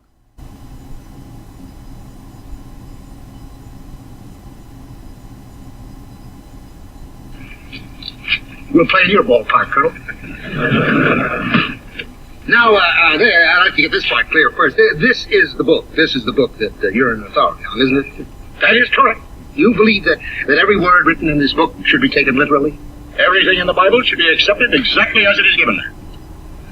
What about this part right here, where it talks about Jonah being swallowed by the whale? You figure that really happened? The Bible does not say a whale. It says a big fish. As a matter of fact, it says a great fish. But I guess that one's pretty much the same as the other. Now, what do you think about this business? I believe in a God who can make a whale, and who can make a man, and make both do what he pleases. God bless you, Matthew Harrison Brady. I want those amens in the record. Now, I recollect a story about Joshua. Joshua making the sun stand still. As an expert, do you tell me that that's as right as the Jonah business? That's a pretty neat trick. I do not question or scoff at the miracles of the Lord, as do ye of little faith. Have you ever pondered what would actually happen to the earth if the sun stood still? You can testify to that if I get you on the stand. If, as they say, the sun stood still, they must have had some kind of an idea that the sun moved around the earth. Do you think that's the way of things? Or don't you believe that the earth moves around the sun? I have faith in the Bible. You don't have much faith in the solar system. The sun stopped. Good. Now, if what you say actually happened, if Joshua stopped the sun in the sky, the earth stopped spinning in its axis. Continents toppled over one another, mountains flew into space, and the earth, shriveled to a cinder, crashed into the sun. Now, how come they missed that little tidbit of news? They missed it because it didn't happen. But it had to happen. It must have happened according to natural law. Or don't you believe in natural law, Mr. Brady? Would you ban Copernicus from the classroom along with Charles Darwin? Would you pass a law throwing out all scientific knowledge since Joshua? Revelations, period? Natural law was born in the mind of the Heavenly Father. He can change it, cancel it, use it as he pleases. It constantly amazes me that you apostles of science, for all your supposed wisdom, fail to grasp this simple fact.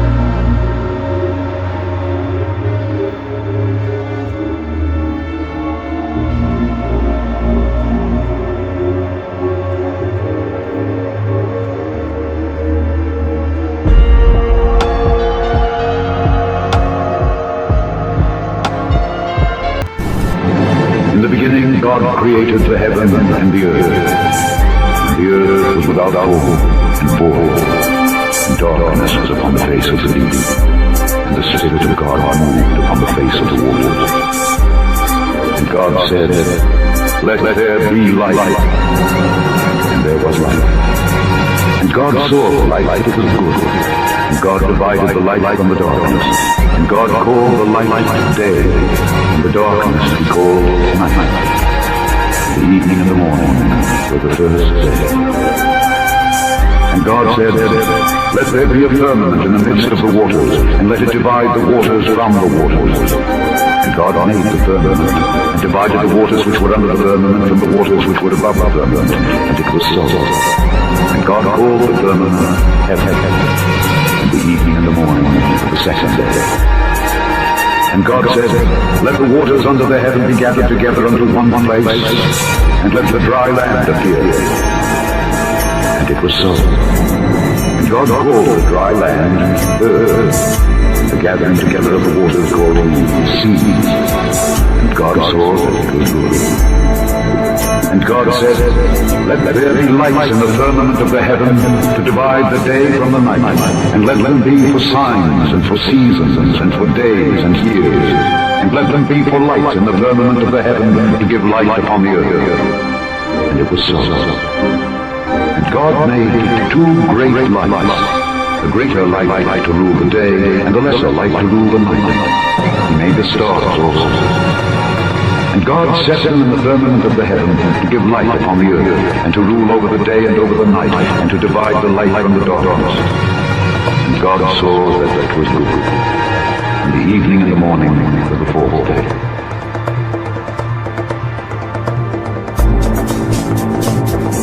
And God said, let there be lights in the firmament of the heavens, in the firmament of the heavens, in the firmament of the heavens, in the firmament of the heavens.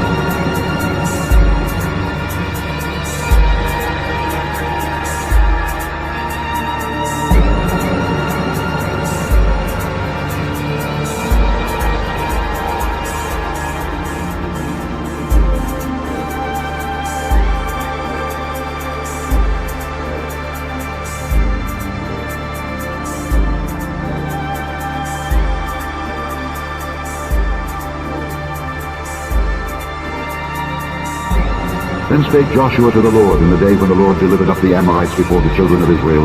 And he said in the sight of Israel, Sun, stand thou still upon Gibeon, and thou moon in the valley of Ajalon. And the sun stood still, and the moon stayed, until the people had avenged themselves upon their enemies. Is not this written in the book of Jasher? So the sun stood still in the midst of heaven, and hasted not to go down about a whole day.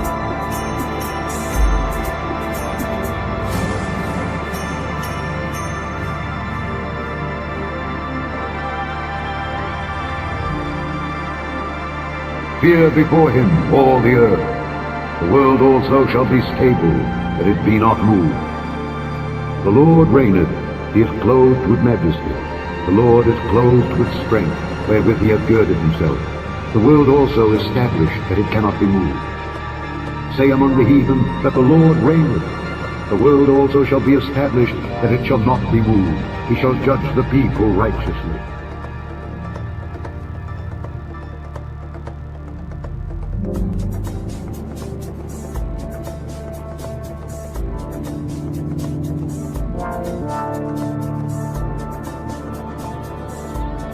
It is he that sitteth upon the circle of the earth, and the inhabitants thereof are as grasshoppers, that stretcheth out the heavens as a curtain, and spreadeth them out as a tent to dwell in.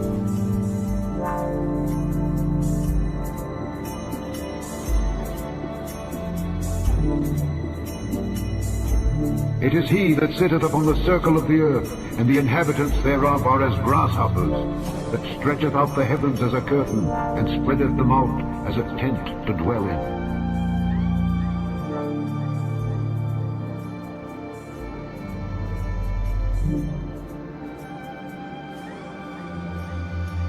For he looketh to the ends of the earth, and seeth under the whole heaven.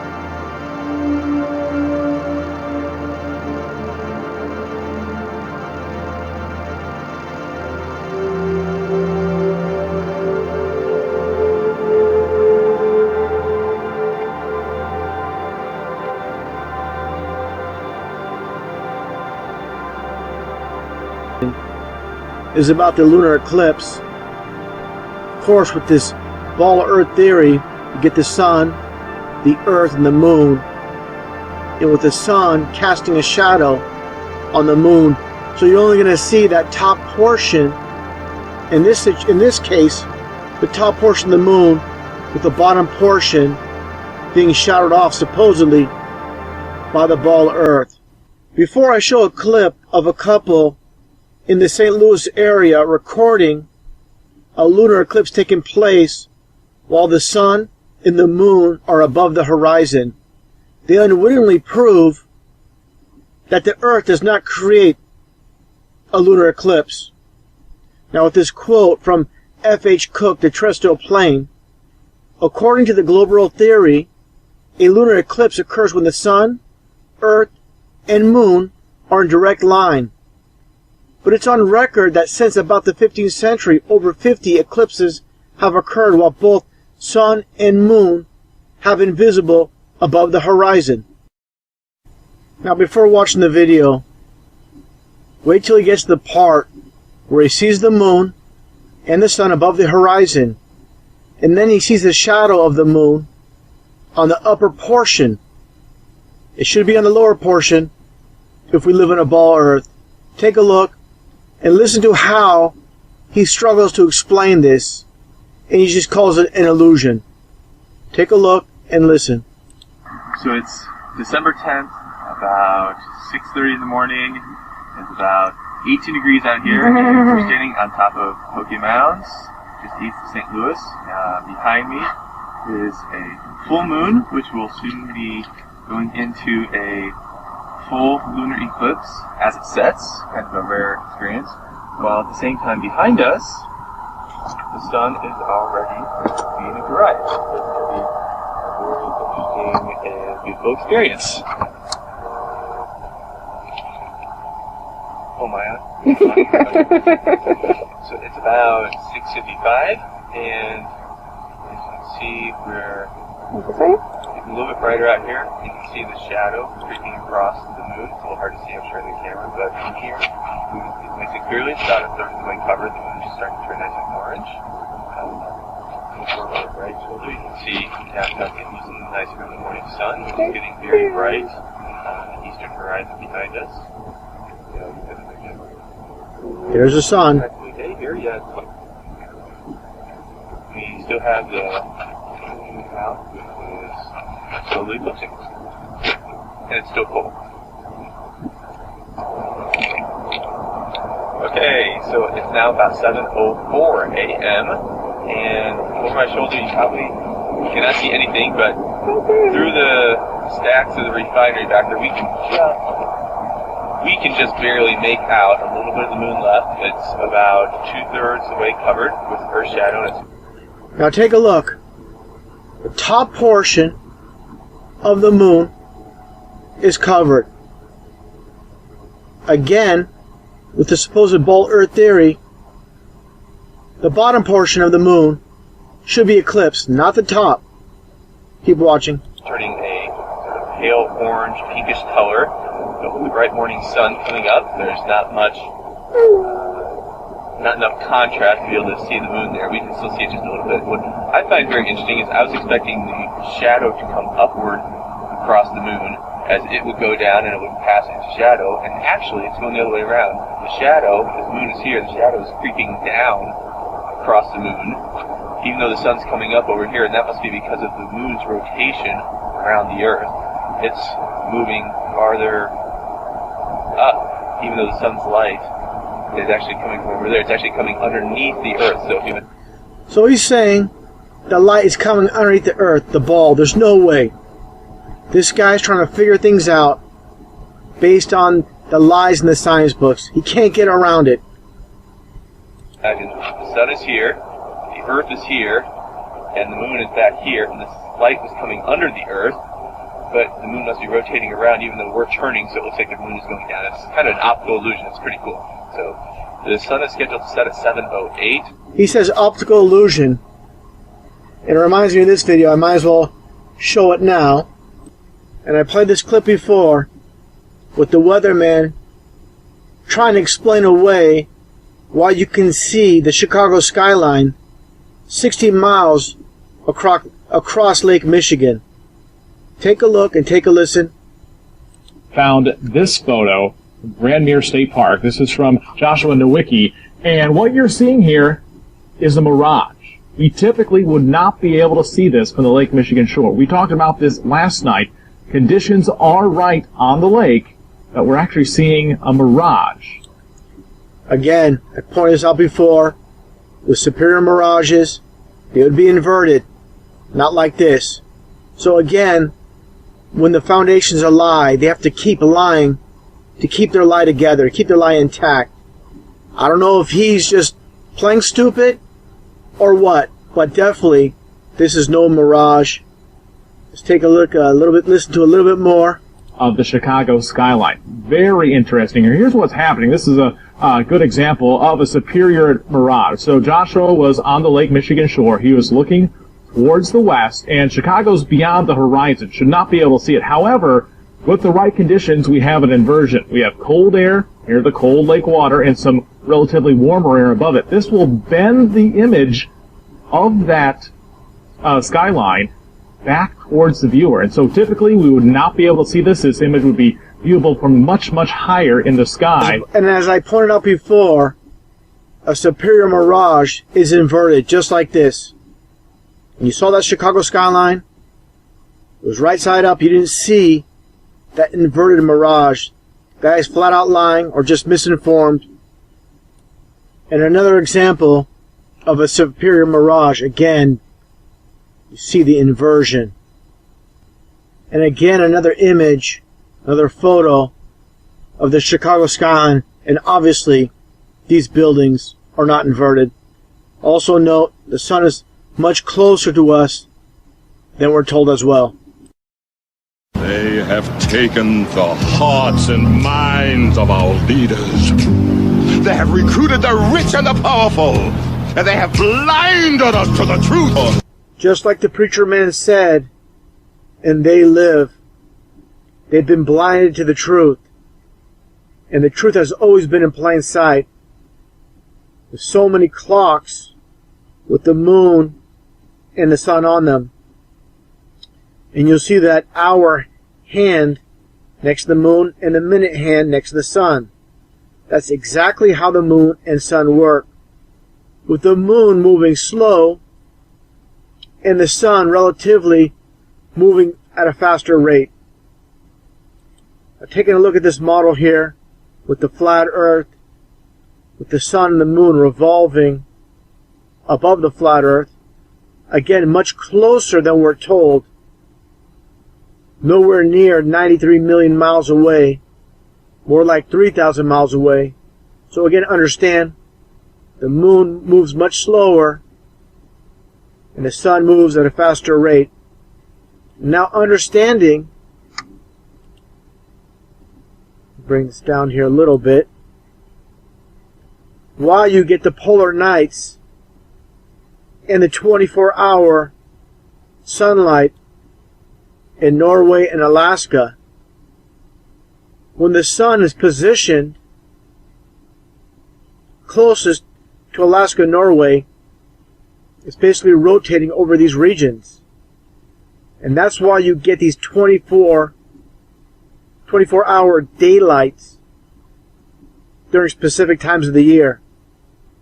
And that's why, again, certain points of the year you're going to get constant darkness down in Antarctica. Now understand, you're never going to get 24-hour sunlight in Antarctica, for the simple fact Antarctica is the ring around the world. So for example, when the sun, say it's positioned right here and is moving along, of course it cannot cover the whole ring and go round and round and cover it. It can only take place near the so-called North Pole. So this is a very short video explaining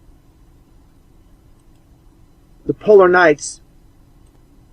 Now quickly explain the polar nights. Here in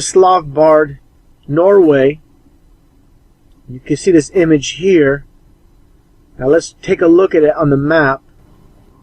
And this is, of course, the false map that we are given in the history books, in the schools. So again, it's that simple. Why you get 24-hour nights and 24-hour days in this region up here, again, with the so-called North Pole, with Alaska and Norway in this region. The sun altering its position on the flat Earth. Down low here, you don't hear about, again, 24-hour daylight in southern Argentina, Chile, and New Zealand, South Africa. Doesn't happen because, again, on the flat Earth, which makes the most sense, the globe Earth makes no sense whatsoever, easily explained with a simple demonstration. I'm getting a lot of questions about satellites. You know, this is their evidence that the Earth is a ball. Now let's take a look at these images of these satellites. Do these look real to you? I want you people that talk about satellites all the time to show me a real image of a satellite. All you get are these CGI images, not a single real image of a satellite anywhere. Why is that? All we get is this fake garbage. You get a CGI satellite, you get a CGI planet, all bogus, 100%. So, for all you people coming to my channel, talking about satellites, make a video, produce real satellites. You can't do it because they don't exist, period. Supposedly close to 3,000 satellites up in space. Again, all we get is this fake garbage. Now let's look at what ISS has to produce as far as real satellites. Get that fake garbage. You get this. All CGI, computer animated. Looks like a video game. Where are the satellites? You don't see any because they don't exist. Look at this. Wow. You believe this is real? If you believe this is real, you're going to believe every single lie NASA, the media, your government tells you. You've been completely blinded from birth. You believe everything you've been told your whole life. And any time someone questions an official story by your leaders, you get angry, you get upset, you get defensive. Because no one likes to be told they've been lied to their entire lives.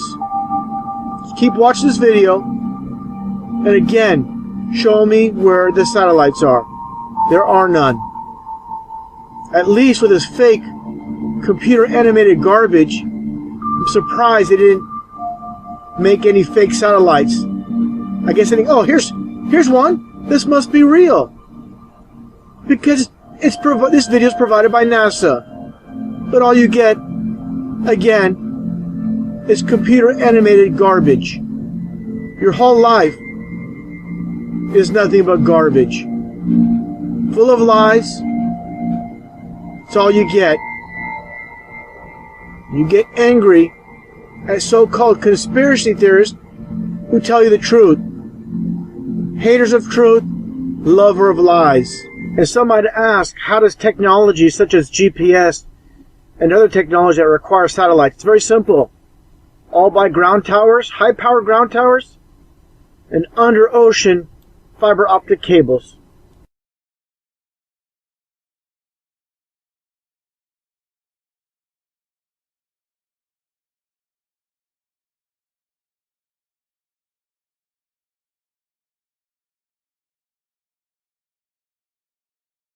And like I stated, the so-called elite work on opposites. Whatever's the truth, they're going to tell us the exact opposite. Like I stated with evolution, the Earth being a ball when it's really flat. the distance of the sun, and this is exactly what I'm talking about, telling us how the sun is supposedly 93 million miles away when it's actually only a few thousand miles away. And with this video demonstration, I've showed this before in a previous video, you can clearly see how the sun is much closer. I'm going to actually show two footages, one of a time-lapse over Lake Michigan looking over Chicago, Illinois, and another time-lapse of the sunset in South Africa. Take a look, and I'll also explain the vanishing point. Now, as you can see, as the sun is basically just circling the earth, and you can clearly see how the sun is localized in this one area. You're going to see the clouds being lit up right here at this point. Understand, the sun is nowhere, again, as far as we're told, it's nowhere near as large as we're told. It's much smaller and much closer. It's all under the firmament. The sun was in actuality 93 million miles away. The whole sky should be illuminated. It's not. It's localized again. Play this a little bit more. You can clearly see what's happening here is called the vanishing point. It is not going over or under the ball. It is just circling, going around. And I'll show that in a second. I'll let this video conclude. And it appears at this point to go around the ball. It's not. Again, it's the vanishing point. I'll show that right now. And with this image, as you can see, these three telephone poles are the same height.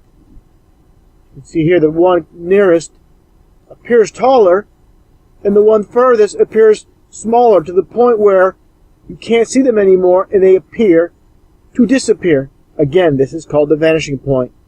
Now, taking a look at these real-life telephone poles, the same deal.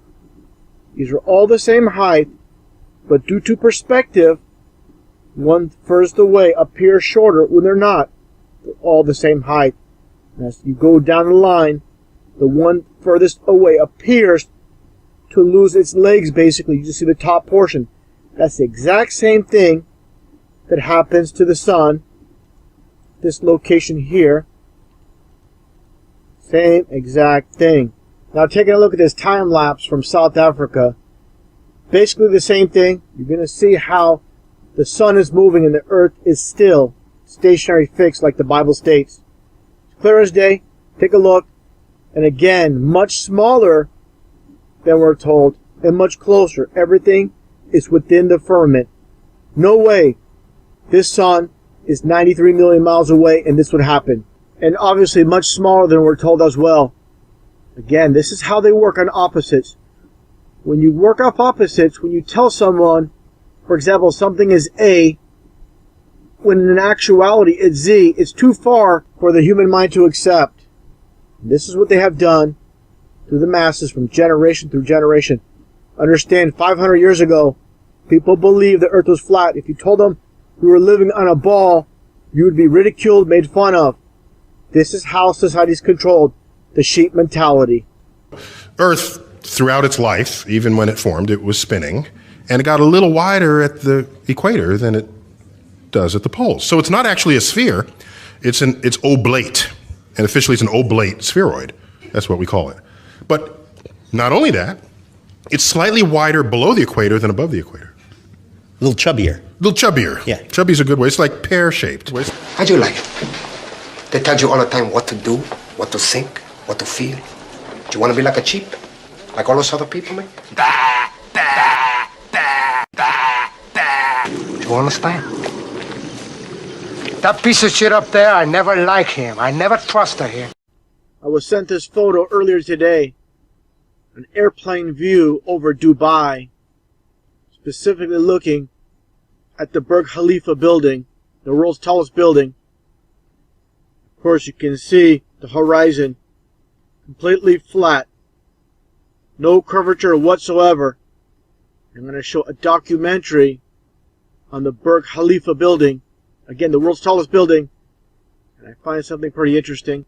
This is just going to go to show that these people that put this video together, it's called Provident Real Estate Dubai. They put this animation together. And they purposely put, a curved ball Earth in the background. They know exactly what they're doing, completely misleading people. Just like the video I made on the Twin Towers. They mislead people when they do documentaries talking about the curvature of the Earth. These people, they're all in on it. They know the Earth is flat. Take a look. Clearly see in this animation again how they try to depict a ball Earth. Peel cages up and slot them into special molds called jump forms. Take a look. See the curvature In goes the concrete. on this animation. And 12 hours later, when the concrete hardens, Now compare that animation with that phony curvature to a real life photo. That's the cartoon world. The subconscious mind absorbs it and they see that curvature that is not real. Again, this real photo, flat as a pancake. You can clearly see that ruler. How clear can it be? You know anything about the supposed curvature that we're told doesn't add up? Taking a look here at this chart, I pointed this out many, many times.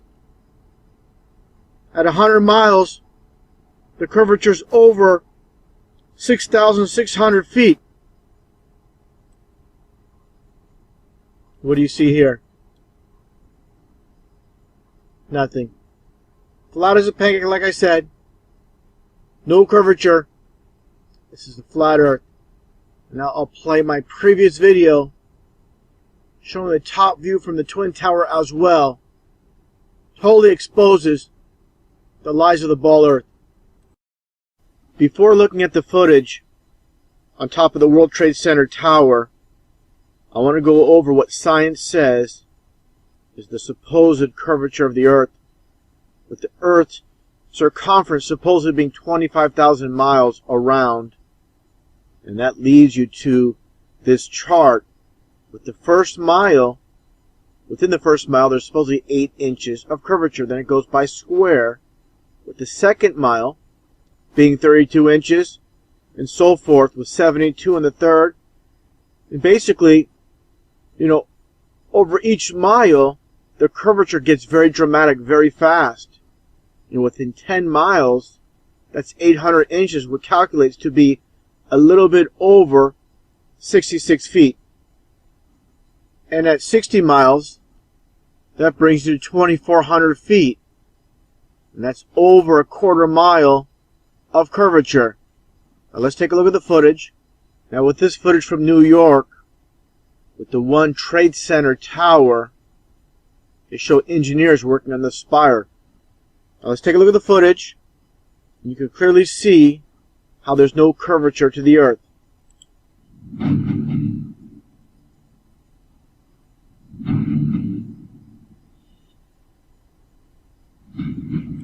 Right there. This point, all the way across, is a straight line. Again, going back to that chart, there should be a dramatic curve to the Earth. And sometimes we watch videos, not sometimes, a lot of times, and you'll see curvature. But those are with fish eye lens cameras. And that's how you get it. I'm going to show a little bit of that towards the end of this video. You can see where they use standard cameras and the fish eye lens, which distorts the perspective and makes people believe, to go along with what science says, that we lived on a spinning ball floating in space.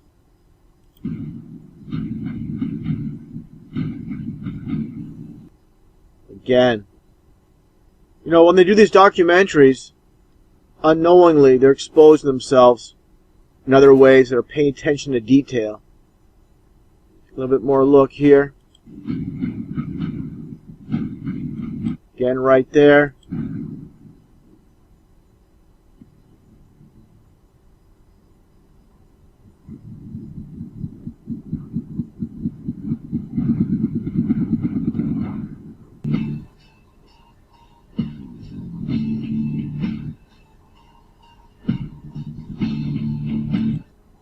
Perfectly flat. See these buildings? I'm going to show it a little bit using when they use a GoPro camera with the fisheye lens. And you're going to see distortion. All these buildings pointing straight up like they should. It's all going to make sense in a little bit.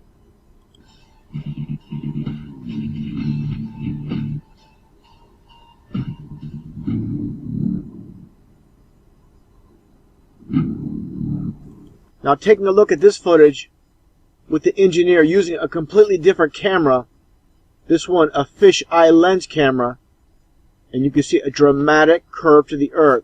Not the same camera as used earlier. You see that distortion? You see that drastic curve to the earth?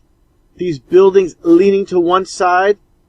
It's all distorted because of the lens of the camera, giving the false perspective. Now with this footage, you're going to completely see how the fisheye lens camera completely distorts the horizon to make it look like it's a ball. There you go. Going from flat to curved. And this is the entire purpose behind these fisheye lens cameras. For the simple fact they need to cover themselves for situations like this. Completely curved. Buildings curved. Everything's curved. Complete distortion. Now take a look at this footage from on top of the South Tower a year before the towers came down. It's a nice pan from the top of the tower showing how the horizon is completely flat.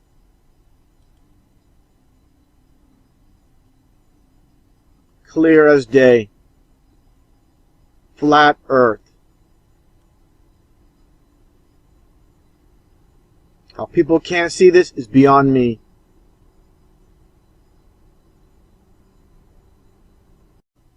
Like I've stated many times, the occult's always hidden in plain sight. That's the way the so-called elite like to do it. A lot of people focus on these twin towers. They're awed by it. Nothing but two giant pillars or two giant 11s. People never bother to take a look at what's right in front of them. With these three particular buildings here, this one you can see the full pyramid. This one is an uncapped pyramid. But what do you have here? You have the dome on top of the building. And this represents the firmament, or the flat earth. Just like the dome of the rock in Jerusalem. This entire construction is based around the firmament over the flat earth. Just like I pointed out many times with the flat earth concept, the solid firmament above the flat earth. And also, like I stated many times, the occult hidden in plain sight with these record albums. Michael Jackson's Blood on the Dance Floor. And what do you see? The Masonic checkerboard floor. You see the dome again. The clouds shaped like buildings, just like the dome of the rock in Jerusalem. This entire construction is based around the firmament over the flat earth. Just like I pointed out many times with the flat earth concept, the solid firmament above the flat earth. Just a little close-up of the dome and the pyramid right in front of the towers. Taking a look at Michael Jackson's arms and their positioning. Everything they do, there's a reason. And of course, this is not actually Michael Jackson. This is a painting of Michael Jackson pointing his arms in this direction. And there's a reason, like I stated, for everything. And you can clearly see here with his arms pointing at 9/11. Always the occult hidden in plain sight. I just saw some really good footage from YouTube user Good of All 72 looking over Lake Ontario in Canada at the Toronto skyline. He's positioned on top of Mount Hamilton. Take a look at this footage, and I'm going to break it down. I'm not going to talk too much through this footage. I'm just going to break it down a little bit more, what he covers. Take a look.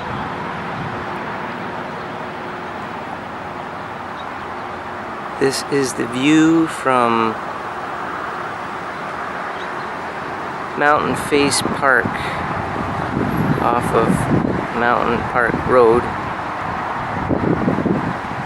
in Hamilton. Those are the Hamilton steel factories. I don't know which one is Stelco, but or it used to be Stelco. And this is a view of Toronto from 30-something miles. Here's the bridge as shown in the video. He was looking over an industrial area and part of the harbor. And I would say his approximate location is here. I might be a little bit off, but let's take a look using Google's measuring distance calculator.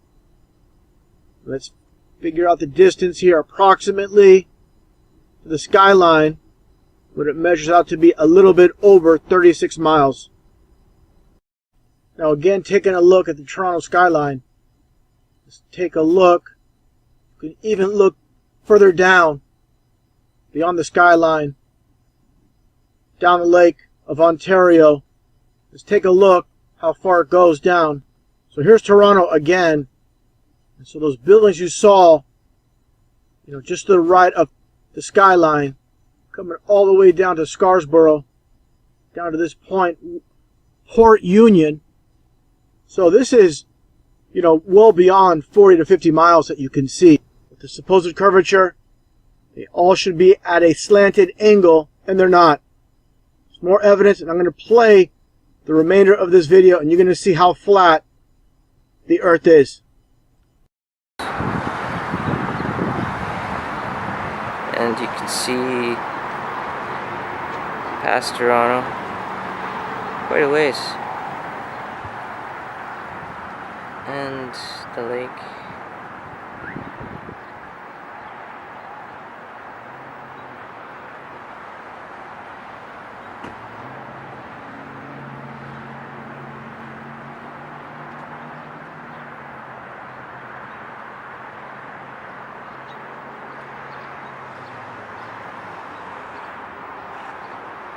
Flatter than flat.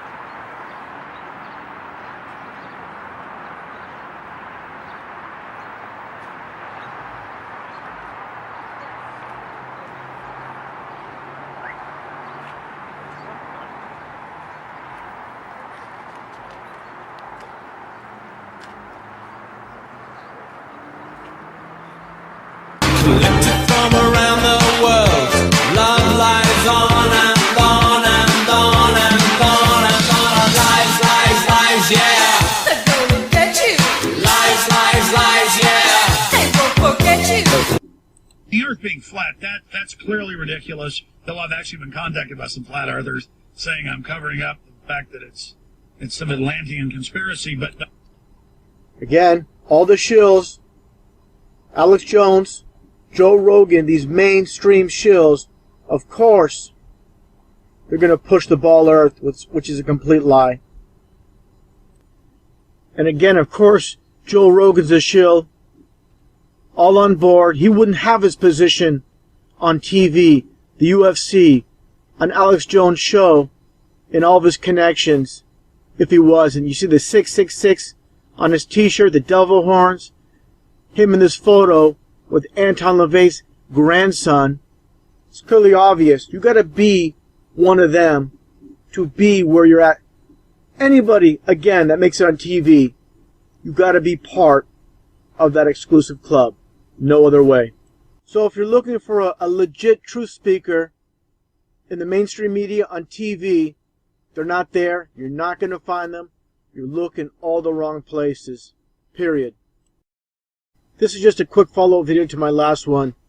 For all those that believe in the ball Earth, that we're spinning on a ball that's traveling at 1,000 miles an hour at the equator. What do you base it upon? A bunch of teachers that told you your whole life that we live on a ball. Have any of these teachers viewed the supposed ball from space? Absolutely not. They're just teaching what they've been told. Only governments have been out in space. The most recent so-called space flight by the founder of Amazon, Jeff Bezos was nothing but a joke. I might as well play that video again so people understand. In 50 years since the supposed moon landings, this is all we get? A supposed rocket going into space and landing back down? Complete ridiculous. I'll show that footage again so people can see how ridiculous this thought of spaceflight is. Just like all the programming with all these TV shows and movies about spaceflight, with Star Trek, with Independence Day, you've all been programmed to believe a lie. You must unlearn what you have learned and realize again, everybody has taught you about the ball Earth that we supposedly live on. Not one of them has actually seen the ball Earth from space. So your belief that we live on a spinning ball is based on what the government tells you. NASA being a government agency, and understand all these governments are working together to deceive the masses. People need to wake up and realize we all have been born into deception. Very few can find their way out of it. Just look at NASA's logo. When you see that forked tongue just like a serpent, just like Satan, or this government agency, just like the psyops in the news, NASA is nothing more than a psyop as well. Of course, just realize everything we've been told, from evolution to us living on a spinning ball, to the news that we receive daily on CNN, is nothing but a lie. People need to unplug from all the lies that they feed us and realize things in this world are nothing what it seems. I just saw the video of Blue Origin's rocket launch. It's a complete joke, nothing but CGI fakery mixed with some real people interacting on the ground, but overall, nothing but garbage. And I already know what's going to happen with this entire project. Just like Virgin Galactic with Richard Branson, you're going to see a future failure of some sort, and they're going to have to abort the whole program. This is nothing but basically a psyop to make us believe it's possible to get in space. Since NASA's space program with the shuttle program is being over, they've got to continue the lie, and this time with these private companies. Take a look at the footage. Nothing but fakery, nothing but CGI. That's all they will give us.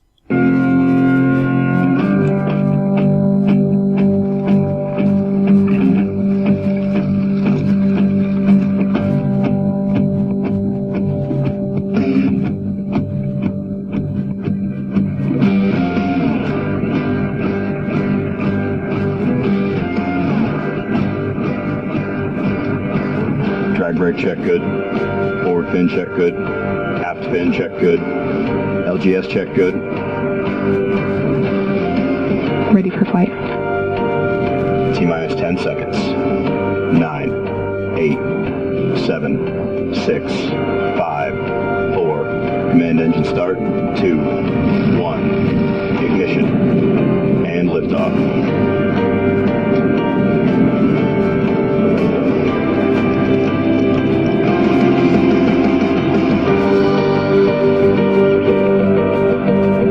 Approaching max Q. Main engine cut out.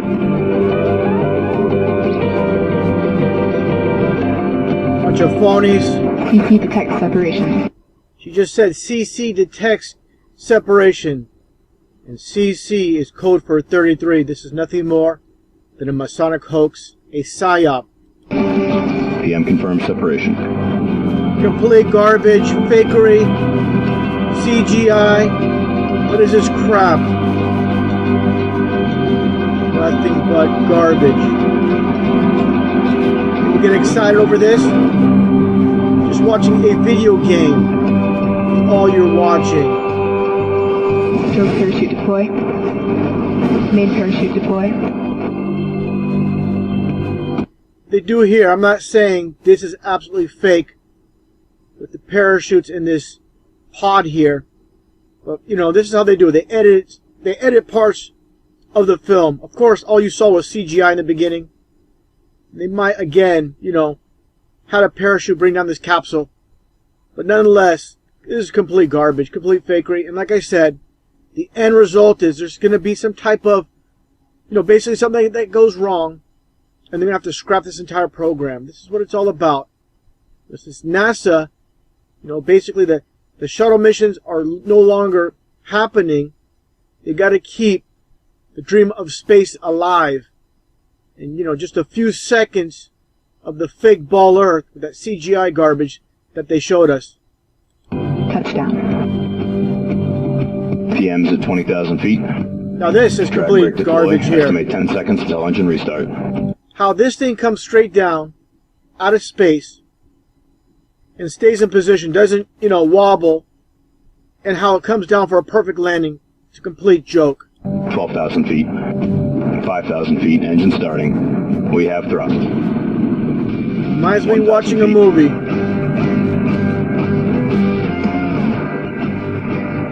LGS deploy. Fake sound effects. 7 feet per second. And where's the, like I said, where's the amateur footage for this? You know, this Blue Origin project, you only get the footage directly from them. What about any amateur footage or any other people taking footage of this? Not buying it for a second. Touchdown. Engine stop.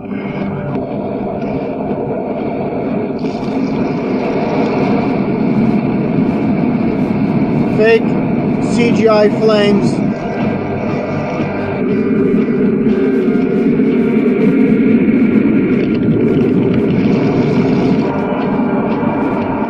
Watching a movie.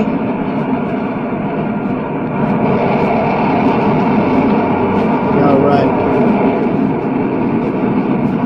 Fake phony show.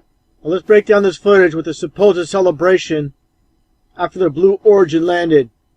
While everybody's focusing on the people celebrating this fake phony celebration, just like this fake phony rocket launch and landing, here's the issue.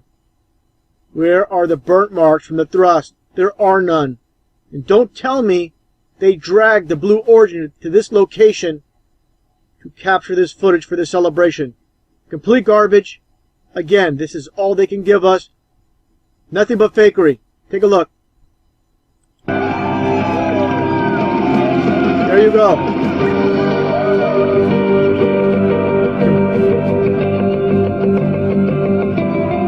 Perfect landing. Yeah, perfect we made landing. history today. Made history. Sure you did. All we get is this junk they give us. Complete propaganda. People see it. You know, anything on CNN is provided by NASA or any of these big companies. Like I said, with Richard Branson, that project was scrapped. And the same thing's going to happen with this project.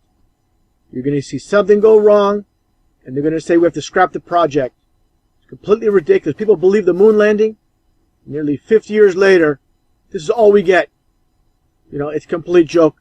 I'm going to show a little bit of a close-up so you can see there's absolutely no residue from the supposed rocket thrusters.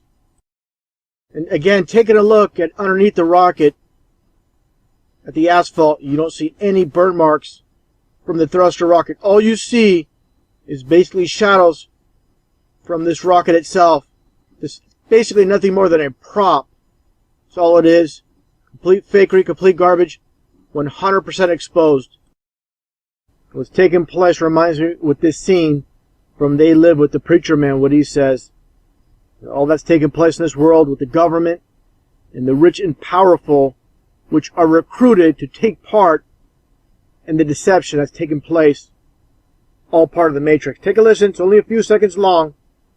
It completely adds up to what's taking place in this world. They have recruited the rich and the powerful, and they have blinded us to the truth. 100% truth. Like I said so many times, truth in movies, lies in the news. If nobody tells you that it's an illusion or nobody brings your attention to it, then how are you going to know? Space, the final frontier. Space may be the final frontier, but it's made in a Hollywood basement. Fascinating, fascinating, fascinating.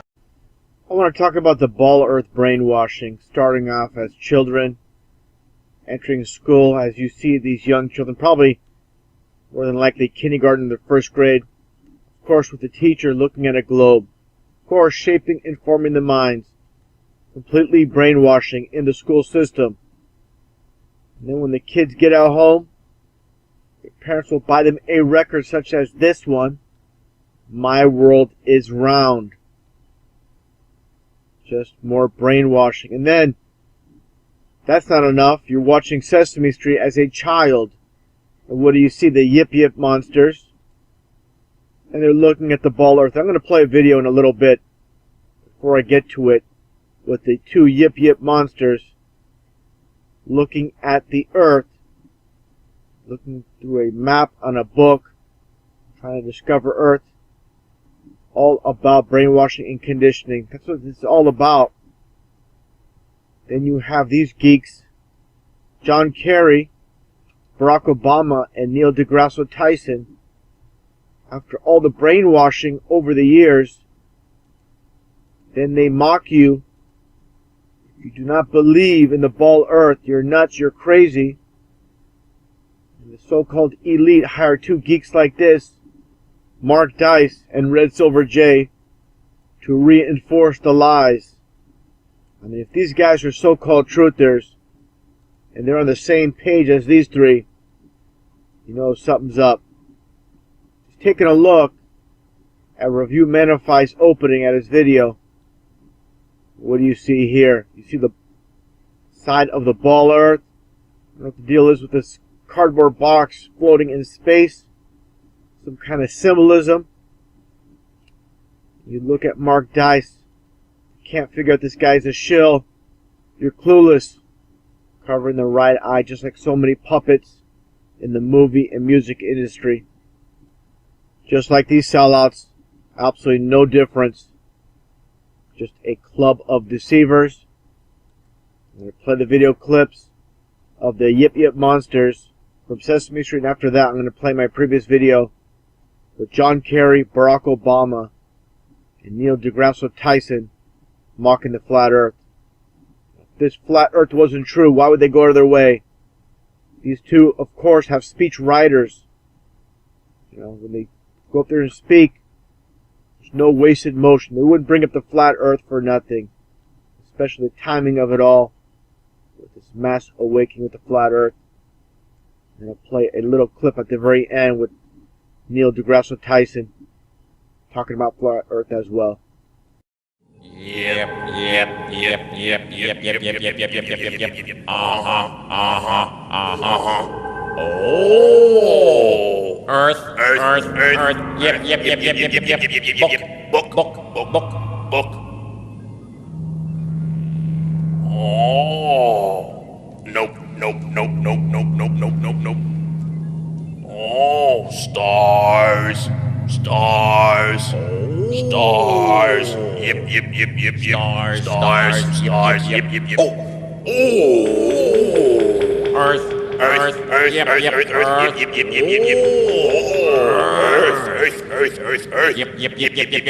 Yep.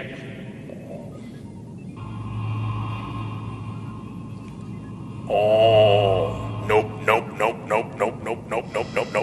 Moon. Yep. Moon.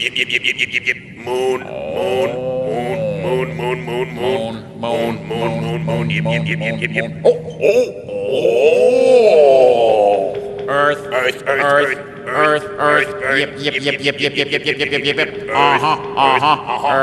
Yep. Earth. Yep. Oh. Nope. Oh. Pigs. Yep. Pigs. Oink. Pigs. Yep. Oh.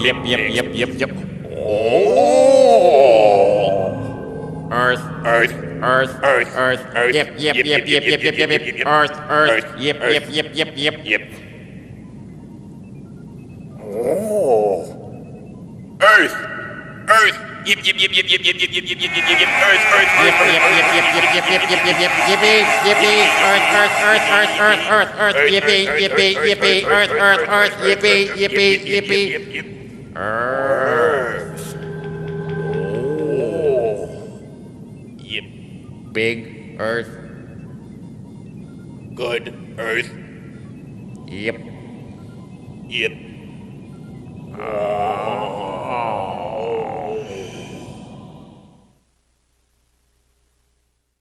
People used to joke years and years ago about those who argued that the earth was flat.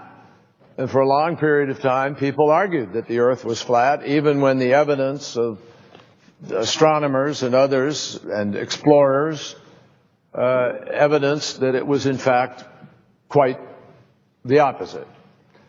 And so we have, in effect, with respect to climate change in America today, what is fundamentally a flat earth caucus. A bunch of people, some of them in the United States Congress itself, who still argue against all the science, all the evidence. They argue that somehow we don't know enough about climate change, or they argue that the evidence is sufficient, or they argue that it just is a hoax, it just is a hoax, it just is a hoax. Now, I know there are still a few who insist that climate change is one big hoax, even a political conspiracy. My friends, these people are so out of touch with science that they believe rising sea levels don't matter because in their view, the extra water is just going to spill out over the sides of a flat earth. They're wrong, obviously. For the benefit of those who may still question the 97% of peer-reviewed studies on climate change, let me just underscore, you don't need to be a scientist to know that the earth is round, that the sun rises in the east and sets in the west, and that gravity is the reason that objects fall to the ground. You could pick 100 different examples of simple things that happen every day that reflect science and determinations of science. And you don't need to be a scientist. They must have been founding members of the Flat Earth Society. They would not have believed that the world was round. We don't have time for a meeting of the Flat Earth Society. In the clip that you showed of the president, you don't talk about the spherical Earth with NASA in it and then say, oh, now let's give equal time to the flat earthers. How do you like it? They tell you all the time what to do, what to think, what to feel. Do you want to be like a sheep? Like all those other people, man? Do you understand? That piece of shit up there, I never like him. I never trusted him.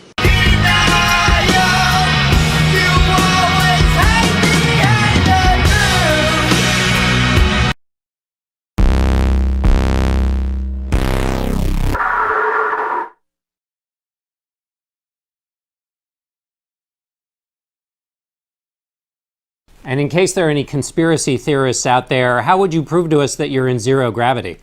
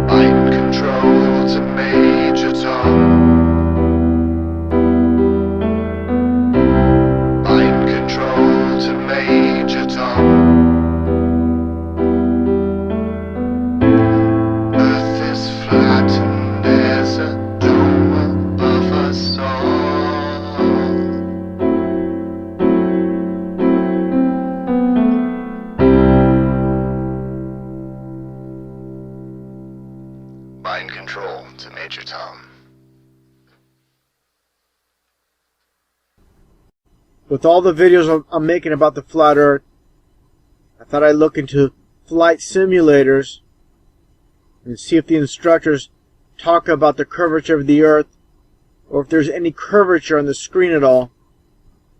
And first off, let's take a look at this chart with the Earth's circumference supposedly being 25,000 miles. The first mile, the curvature is supposed to be at 8 inches. Then it gets to be dramatic squared. Second mile is 32 inches. Third mile is 72 inches, and so forth. You get down to 100 miles, it's over a mile of curvature. You know. Now, before showing the footage, I find it interesting what the flight instructor says. Never talks about the curvature. All he talks about is keeping the plane level. Not going down too much, not going up too high. Keeping the plane level. It only makes sense on a flat Earth. Take a listen. Okay, very nice. Okay, can you see this red line over here? If our speed reaches there, the aircraft will fall out of the sky. Yeah, it will just suddenly lose lift. Okay, very good. Up a little bit more. That's right. So now we're following the crosshair. So you notice we're exactly in the square. Okay, and this arrow is now pointing up, telling us we're climbing very slowly. Can you see altitude changing very slowly? Yeah? This is what first class wants. They always want to fly in a straight line. They don't want to go up, down. They don't want to turn. Okay? They don't want to go up. They don't want to go down. They want to stay in a straight line.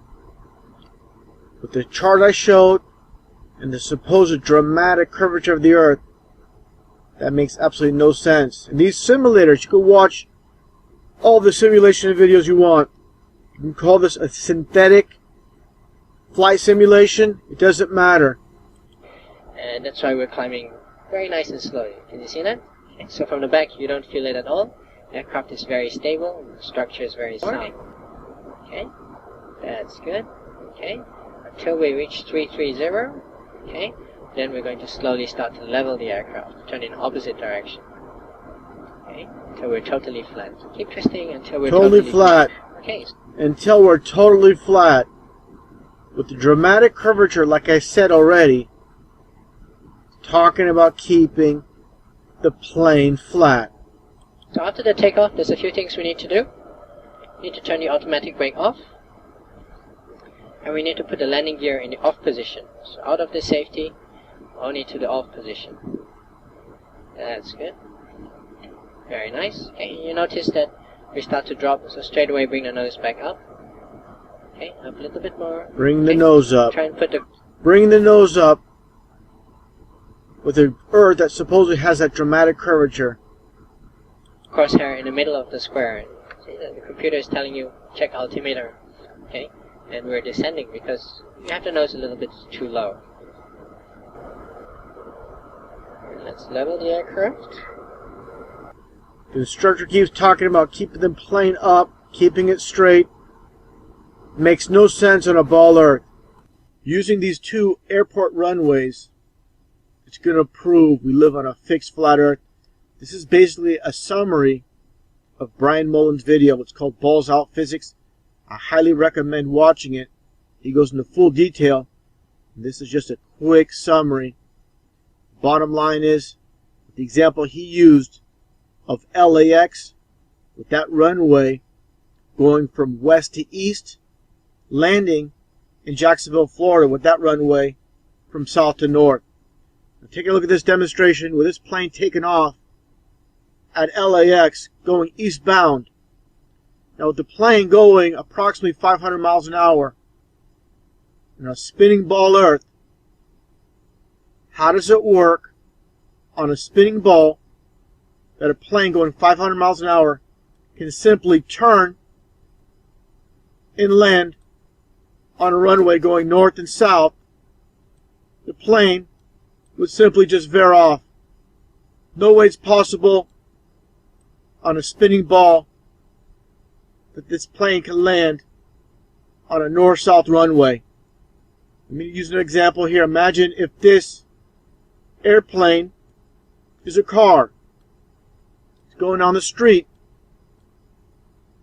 at a steady rate. Everybody knows when you pull up to your driveway, the car almost has to come to a complete stop. Cannot maintain that speed and just turn into a driveway. Can't happen. Simple physics. So this simple demonstration, it proves without a shadow of a doubt we live on a fixed flat earth. This is a follow-up on my previous video about the Houston Astrodome and the occult of Houston, Texas. And first off, taking a look at this biblical flat earth model. This one is by Orlando Ferguson, copyrighted 1893, Hot Springs, South Dakota. This one's a professor. Let's take a look here, what I find pretty interesting.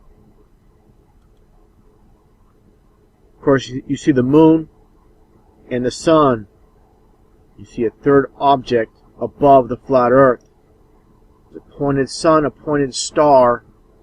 Now, how's this all going to connect to the Astrodome? I'll explain. It all makes sense.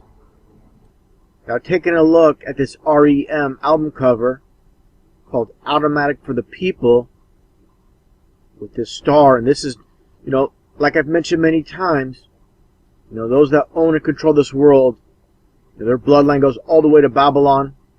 They migrated to Egypt, worked their way to Europe, and of course, eventually found their way to the United States. And this is a way to pay tribute to their bloodline with this Babylonian star. And I'm going to show that in a little bit here, and how it's all going to connect. It's all going to make sense.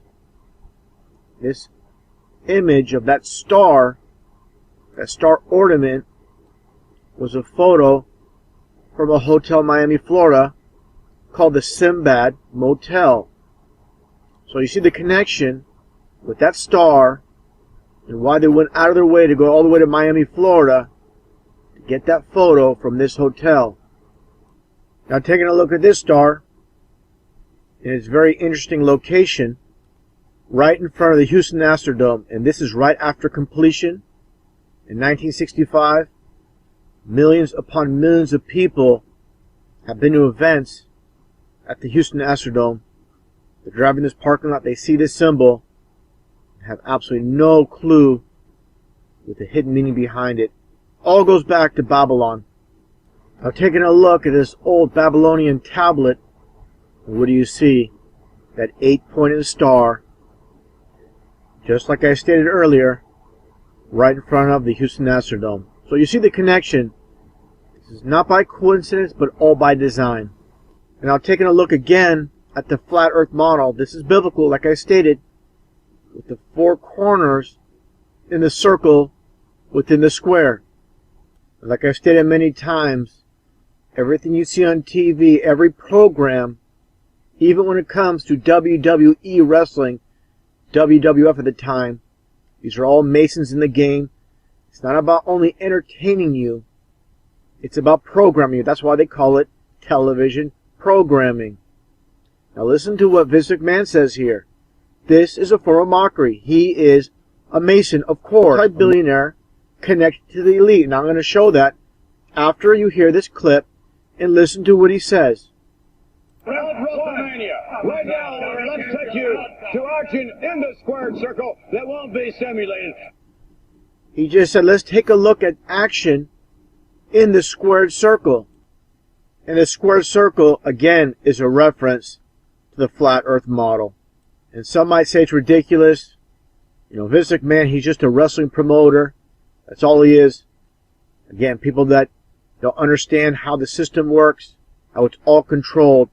First off, just look at this logo, again, for the WWE. And you'll notice there's no E in that logo. Because again, if you turn that WW sideways, you get a 33. Now take a look who's involved in this wrestling match with Vince McMahon. They're all actors in the game, and people need to understand that. Just like William Shakespeare once said, all the world's a stage, and all the men and women are merely players. And now I'm going to play my previous videos combined back to back with the occult of Houston, Texas, and the Astrodome. One aspect I forgot to mention in my video with the occult of Houston, Texas, when it comes to the Astrodome, I forgot to mention how the ceiling is glass. And this goes exactly with the Bible. And I'm going to point out a little bit more with this connection. With this photo from the 60s, you can clearly see the glass ceiling above. Another form of mockery with the firmament, which is above us. During the first year, 1965, of baseball being played in the Astrodome, there was a lot of problems. I should also mention they had natural grass. It was called Bermuda grass, 419. And the problem was, with the sunlight coming through the glass, it gave the ball players, the outfielders specifically, a real hard time seeing the ball. So they painted this portion to make it easier for the outfielders. But the problem with the sun not coming through all the way through the dome, it killed the grass. And that's when they replaced their natural grass, the Bermuda grass. And they called it at the time chem grass. And they later changed it to AstroTurf.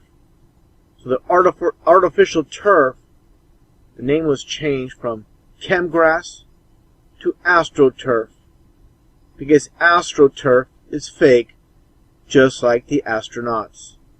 And more mockery from the media, from ABC News. On their YouTube channel, they have this video titled, "This Week Shattering the Glass Ceiling."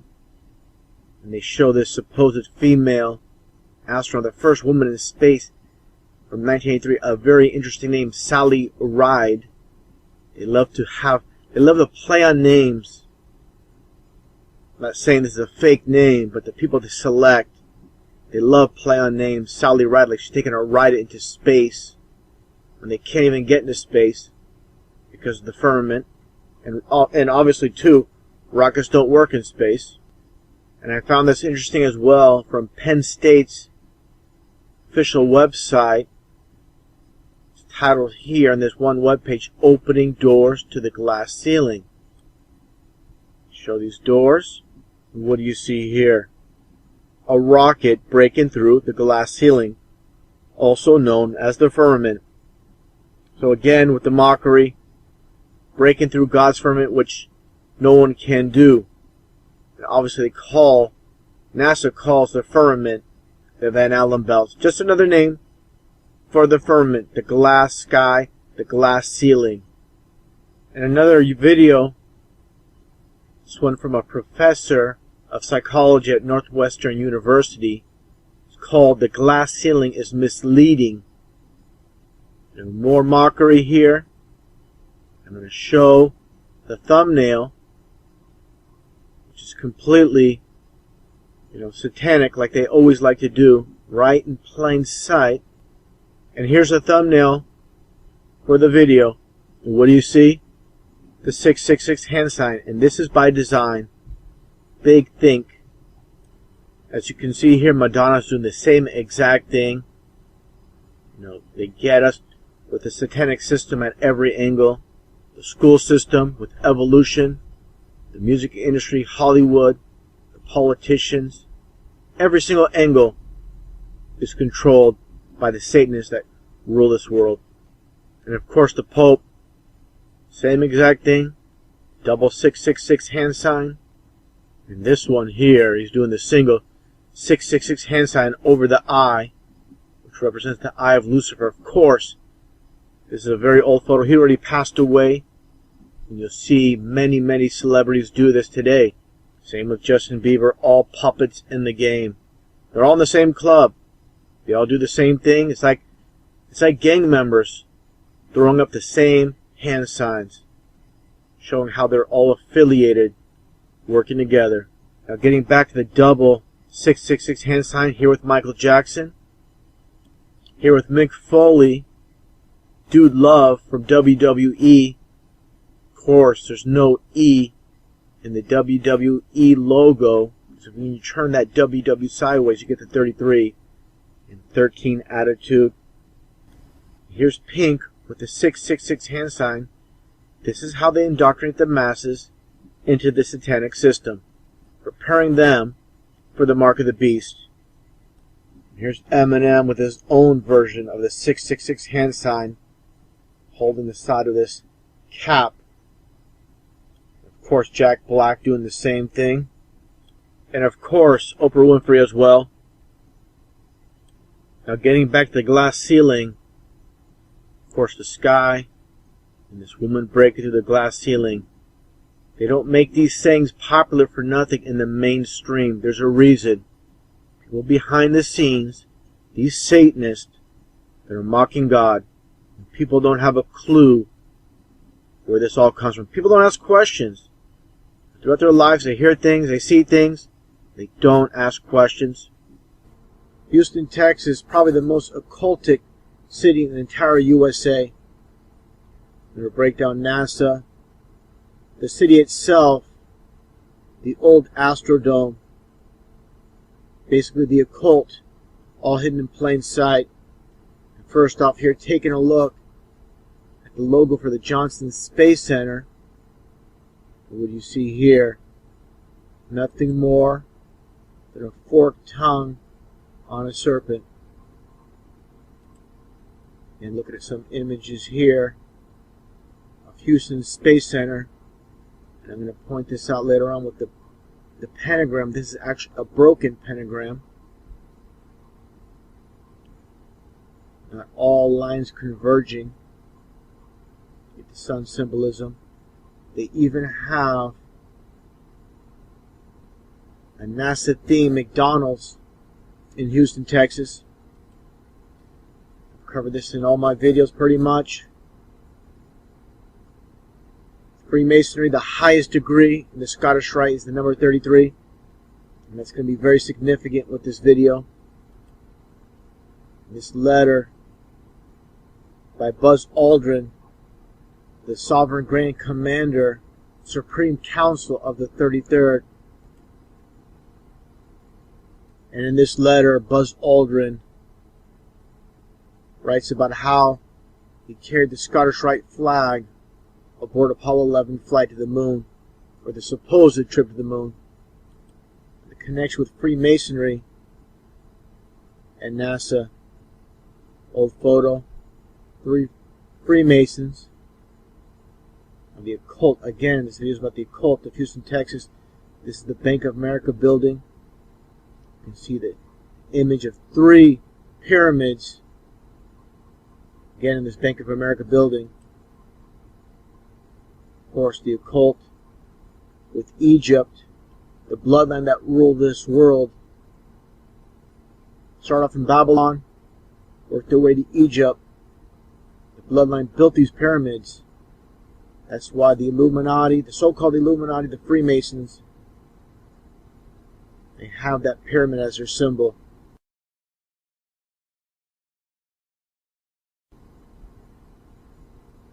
Of course, Bank of America, this logo here, you have the, of course, the red and blue combined equals purple for royalty. You get the 3 11s equal 33 with these slashes. Also with the PSYOP from the Cassidy Stay shooting hoax. Now to go into a little more detail about the perpetrator, the supposed perpetrator, because this was nothing more than a hoax. We're going to look through the news story and you can see, identify all the details.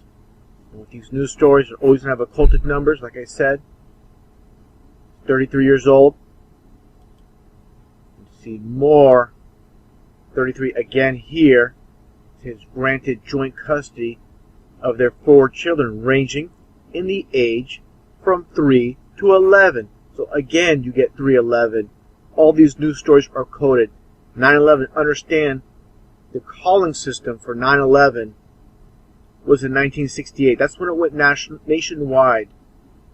It just so happens 1968 was the year of the groundbreaking for the Twin Towers in New York.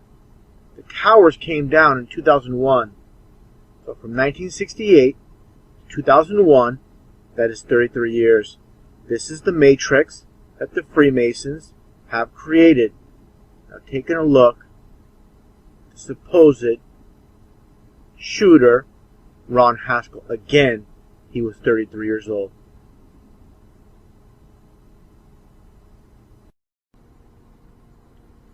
You have the supposed perpetrator wearing the orange colored shirt, regulation shirt, and there's a reason for that.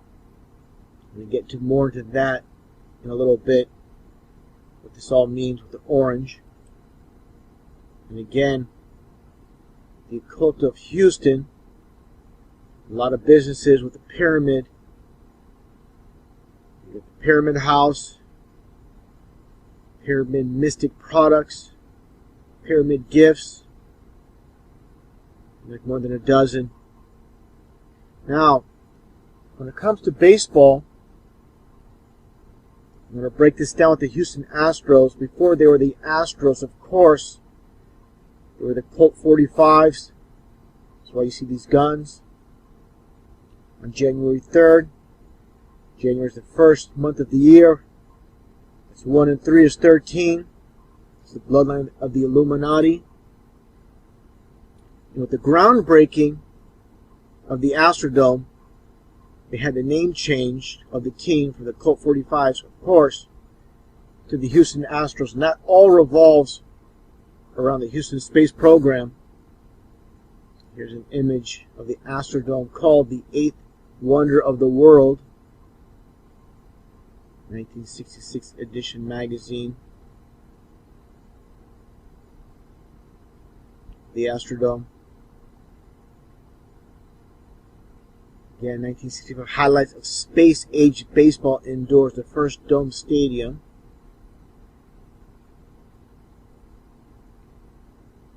Again, some more images here. I'm going to break this all down with the interior and exterior of the Astrodome and why they have the rainbow colors.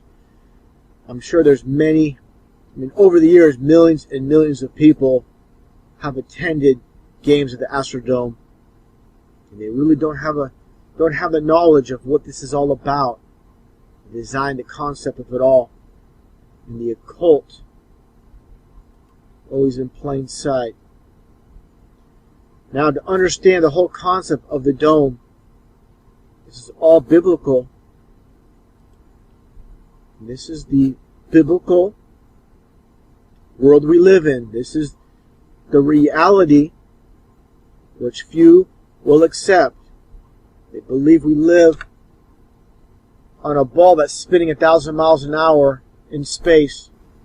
Some might ask, what does the Bible have anything to do with the Astrodome? I'm going to explain that right now. The Bible states we live under a firmament, and there's nothing above except water in heaven. Now the sun and the moon are within the firmament. Stars. Our earth is immovable. And now with this Bible scripture, it's all going to make sense. And it states in Genesis 1:14, and God said, let there be lights in the firmament of the heaven to divide the day from the night, and let them be for signs and for seasons and for days and years.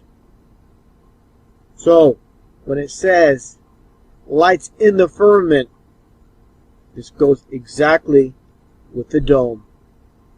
And I'm going to get to the Astrodome. It's all going to make sense. Again, the two lights, the moon and the sun. Of course, the Bible states the moon produces its own lights as the sun does. It's the lesser light for the night. Again, this is getting a little hint here for the Astrodome. And for those that are new to the flat earth concept and can't grasp it, don't completely understand, a lot of people's first reaction is, won't we fall over the edge? It doesn't work that way. The edges of the earth, a huge ice ring, which is Antarctica. And the sun, like the Bible says, the sun moves and the earth is stationary. It's fixed, immovable. So understand one simple thing. Everything we're told in the school system, in college. It's the exact opposite of the Bible, just like evolution. How we all evolved from fish to monkeys to humans. The whole ball earth, we're told in the school system, is another lie. Everything we're told is a lie. And why do they lie to us about all this stuff? They want to be the ones that hold the knowledge. They want to mock God's people. I'm going to play this video. And there's no moon in this model, but understand one thing. The sun moves a bit faster than the moon. And one concept to also understand is, people that don't get it, at times you can see the moon and the sun in the sky at the same time during the day. That means on the other side of the supposed globe, there's no sun, there's no moon. Doesn't make sense at all. I'm going to play this clip. You can understand again how the sun works on a flat earth night and day. See, 3-hour time difference of the East Coast and the West Coast get their light. Exactly how it works. And the sun and the moon are much closer to Earth than we're told. Only a few thousand miles. The sun is not 93 million miles away. It's all lies by NASA, the government. We've been all lied to. And also to understand the solar eclipse, like I stated earlier, the sun and the moon move at different speeds. Just like a clock, the moon moves at different speed, a slower speed. That's how you get those eclipses, the solar eclipse. And also, I explained this before, with the 24-hour sunlight in Norway and in Alaska, when the sun moves, when it spins around the earth, it moves as it spins in and out.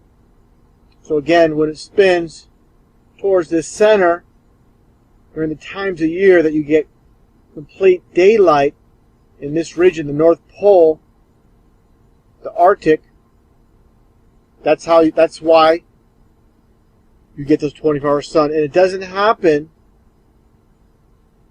in the south, the supposed southern hemisphere.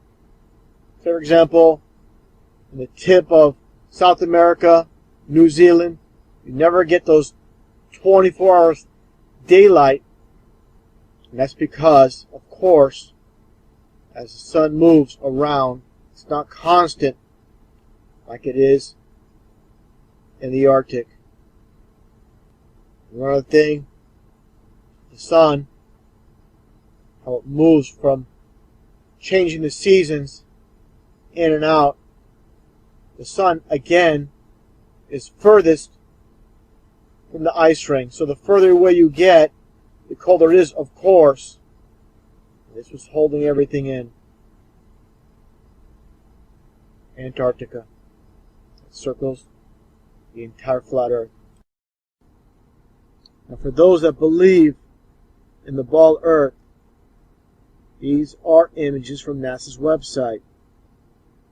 Don't get real images of Earth from space. We get these composites. You look at North America, you look at America. See the problem here?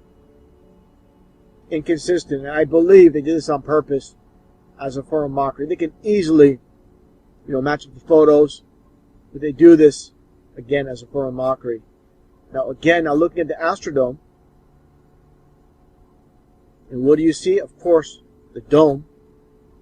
And the reason for the rainbow seats in the upper deck. It's all going to make sense. Again, taking a look at the dome above. Rainbow seats. It's all going to add up.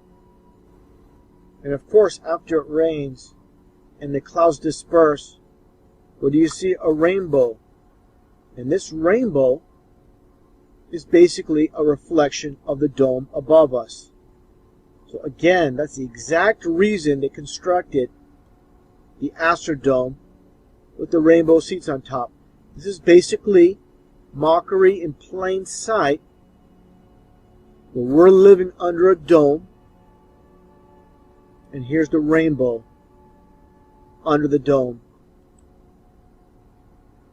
just like this actual image of a rainbow. Now I'm going to explain this. Part of mockery, when they hit a home run in the Astrodome, they show this little video, and they show the baseball breaking out of the dome. I'll explain that here. And here with this episode from The Simpsons, as a form of mockery, they're going to show how we live under a firmament. Steroid Santa Claus kicks and deals. It's a long fly ball going back, and the ball shatters the sky, bringing the ocean itself down into the stadium.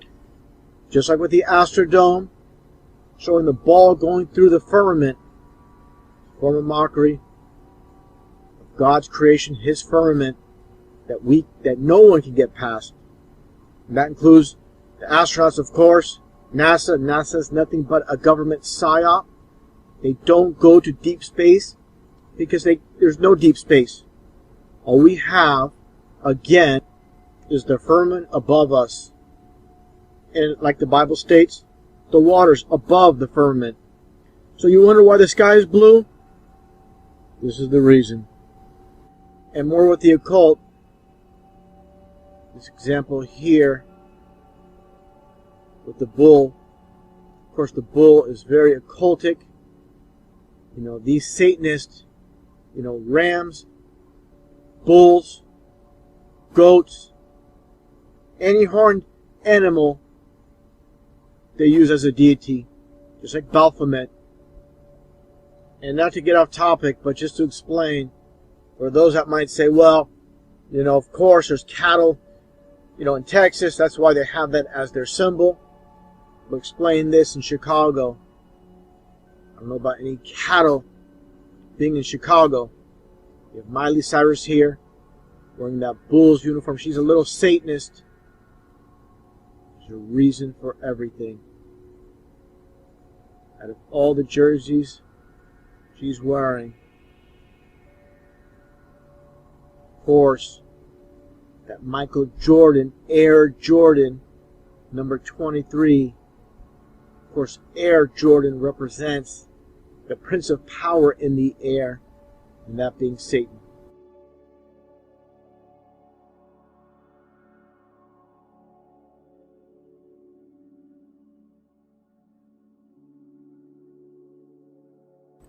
And again, the bull symbolism on the scoreboard. And before it was Minute Maid Park, it was Enron Park. That's occultic as well, that logo. All these logos, these big name companies, there's always the occult in every single one of them. And that shape of the E in Enron, nothing more than a Nazi swastika in the orange as well. I'm going to cover that in a bit. Taking a look at the old Astros uniform, and again the rainbow. These were notorious for being the most hideous uniforms in all of Major League Baseball. These were laughed at. You know, but those that own and control society, they don't care about looks. It's all about the occult. The hidden meaning behind it. The rainbow, again, under the firmament. And again, taking a look at the Astrodome. The dome. You can see after a home run, this plays. The ball breaking through the dome, aka the firmament. Again, taking a look at these rainbow uniforms.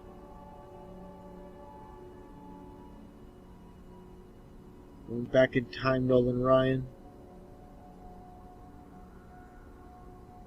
And their ace pitcher from the 80s, Mike Scott. And I believe that's Bill Doran, their former second baseman. Of course, ace gets number 33.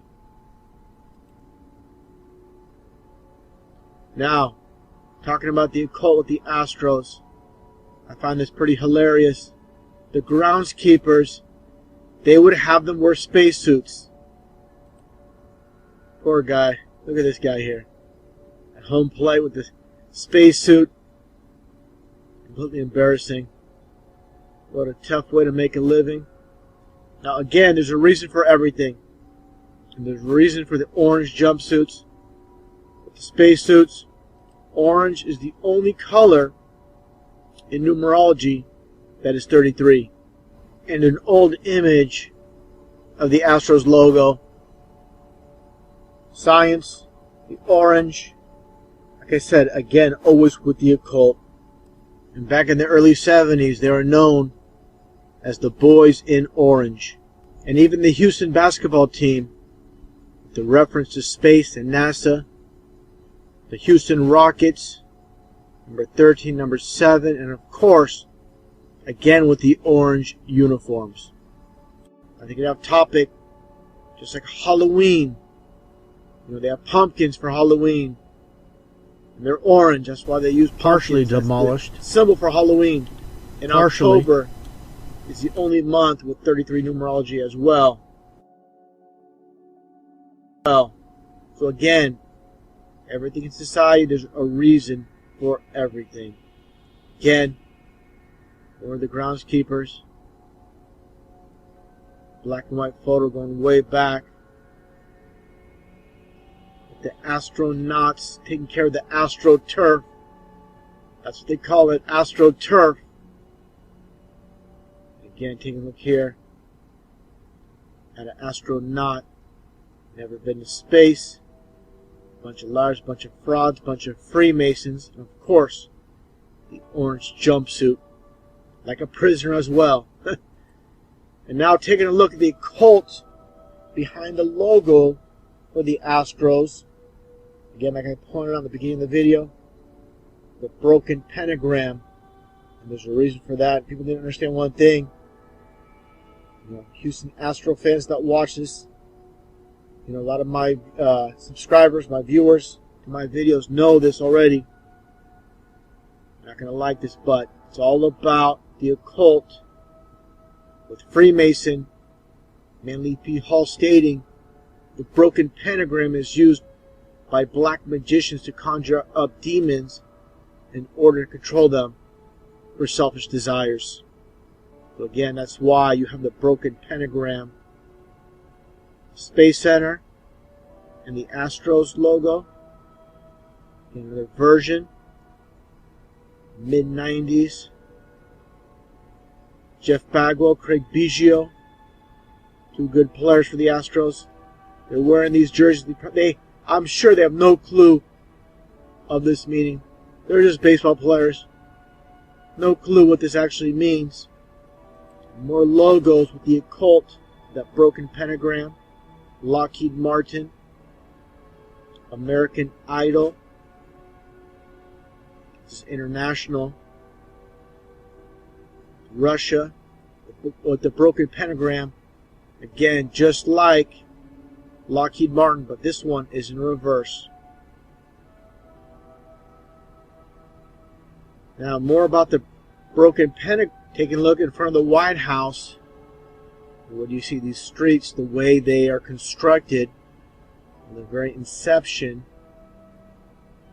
This weird architecture. These streets, there's a reason for that. And there you go, right in front of the White House, the broken pentagram. And some more domes here. This one in Toronto, Canada, with the Sky Dome, now called the Rogers Dome, or the Rogers Center. And just looking at this old logo, I find it very interesting. Again, the occult with the Sky Dome. Exactly what we live under. Again, all these people, millions and millions of people have been in this stadium over the years. And I wonder how many people actually know the significance of the name. And take a look at this. Again, the occult with this logo. There's a reason this D's open and the sun goes in there. Because the sun's within the dome. This is mockery again in plain sight.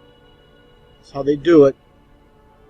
Of course, Hollywood, Freemasons, they're implanted all over society. Show the Sky Dome. Another episode of The Simpsons showing the dome again. Again with the Sky Dome. We have the 3 pentagrams. This is on their official website. It's not Photoshop. This is the occult in plain sight. Of course, Stephen King's Under the Dome.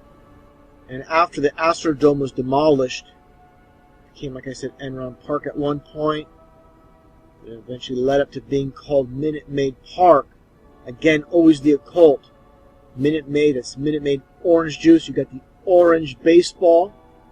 Like I stated earlier, orange is the number 33. So, it's just the color. The elite work off dates, numbers, colors, symbols.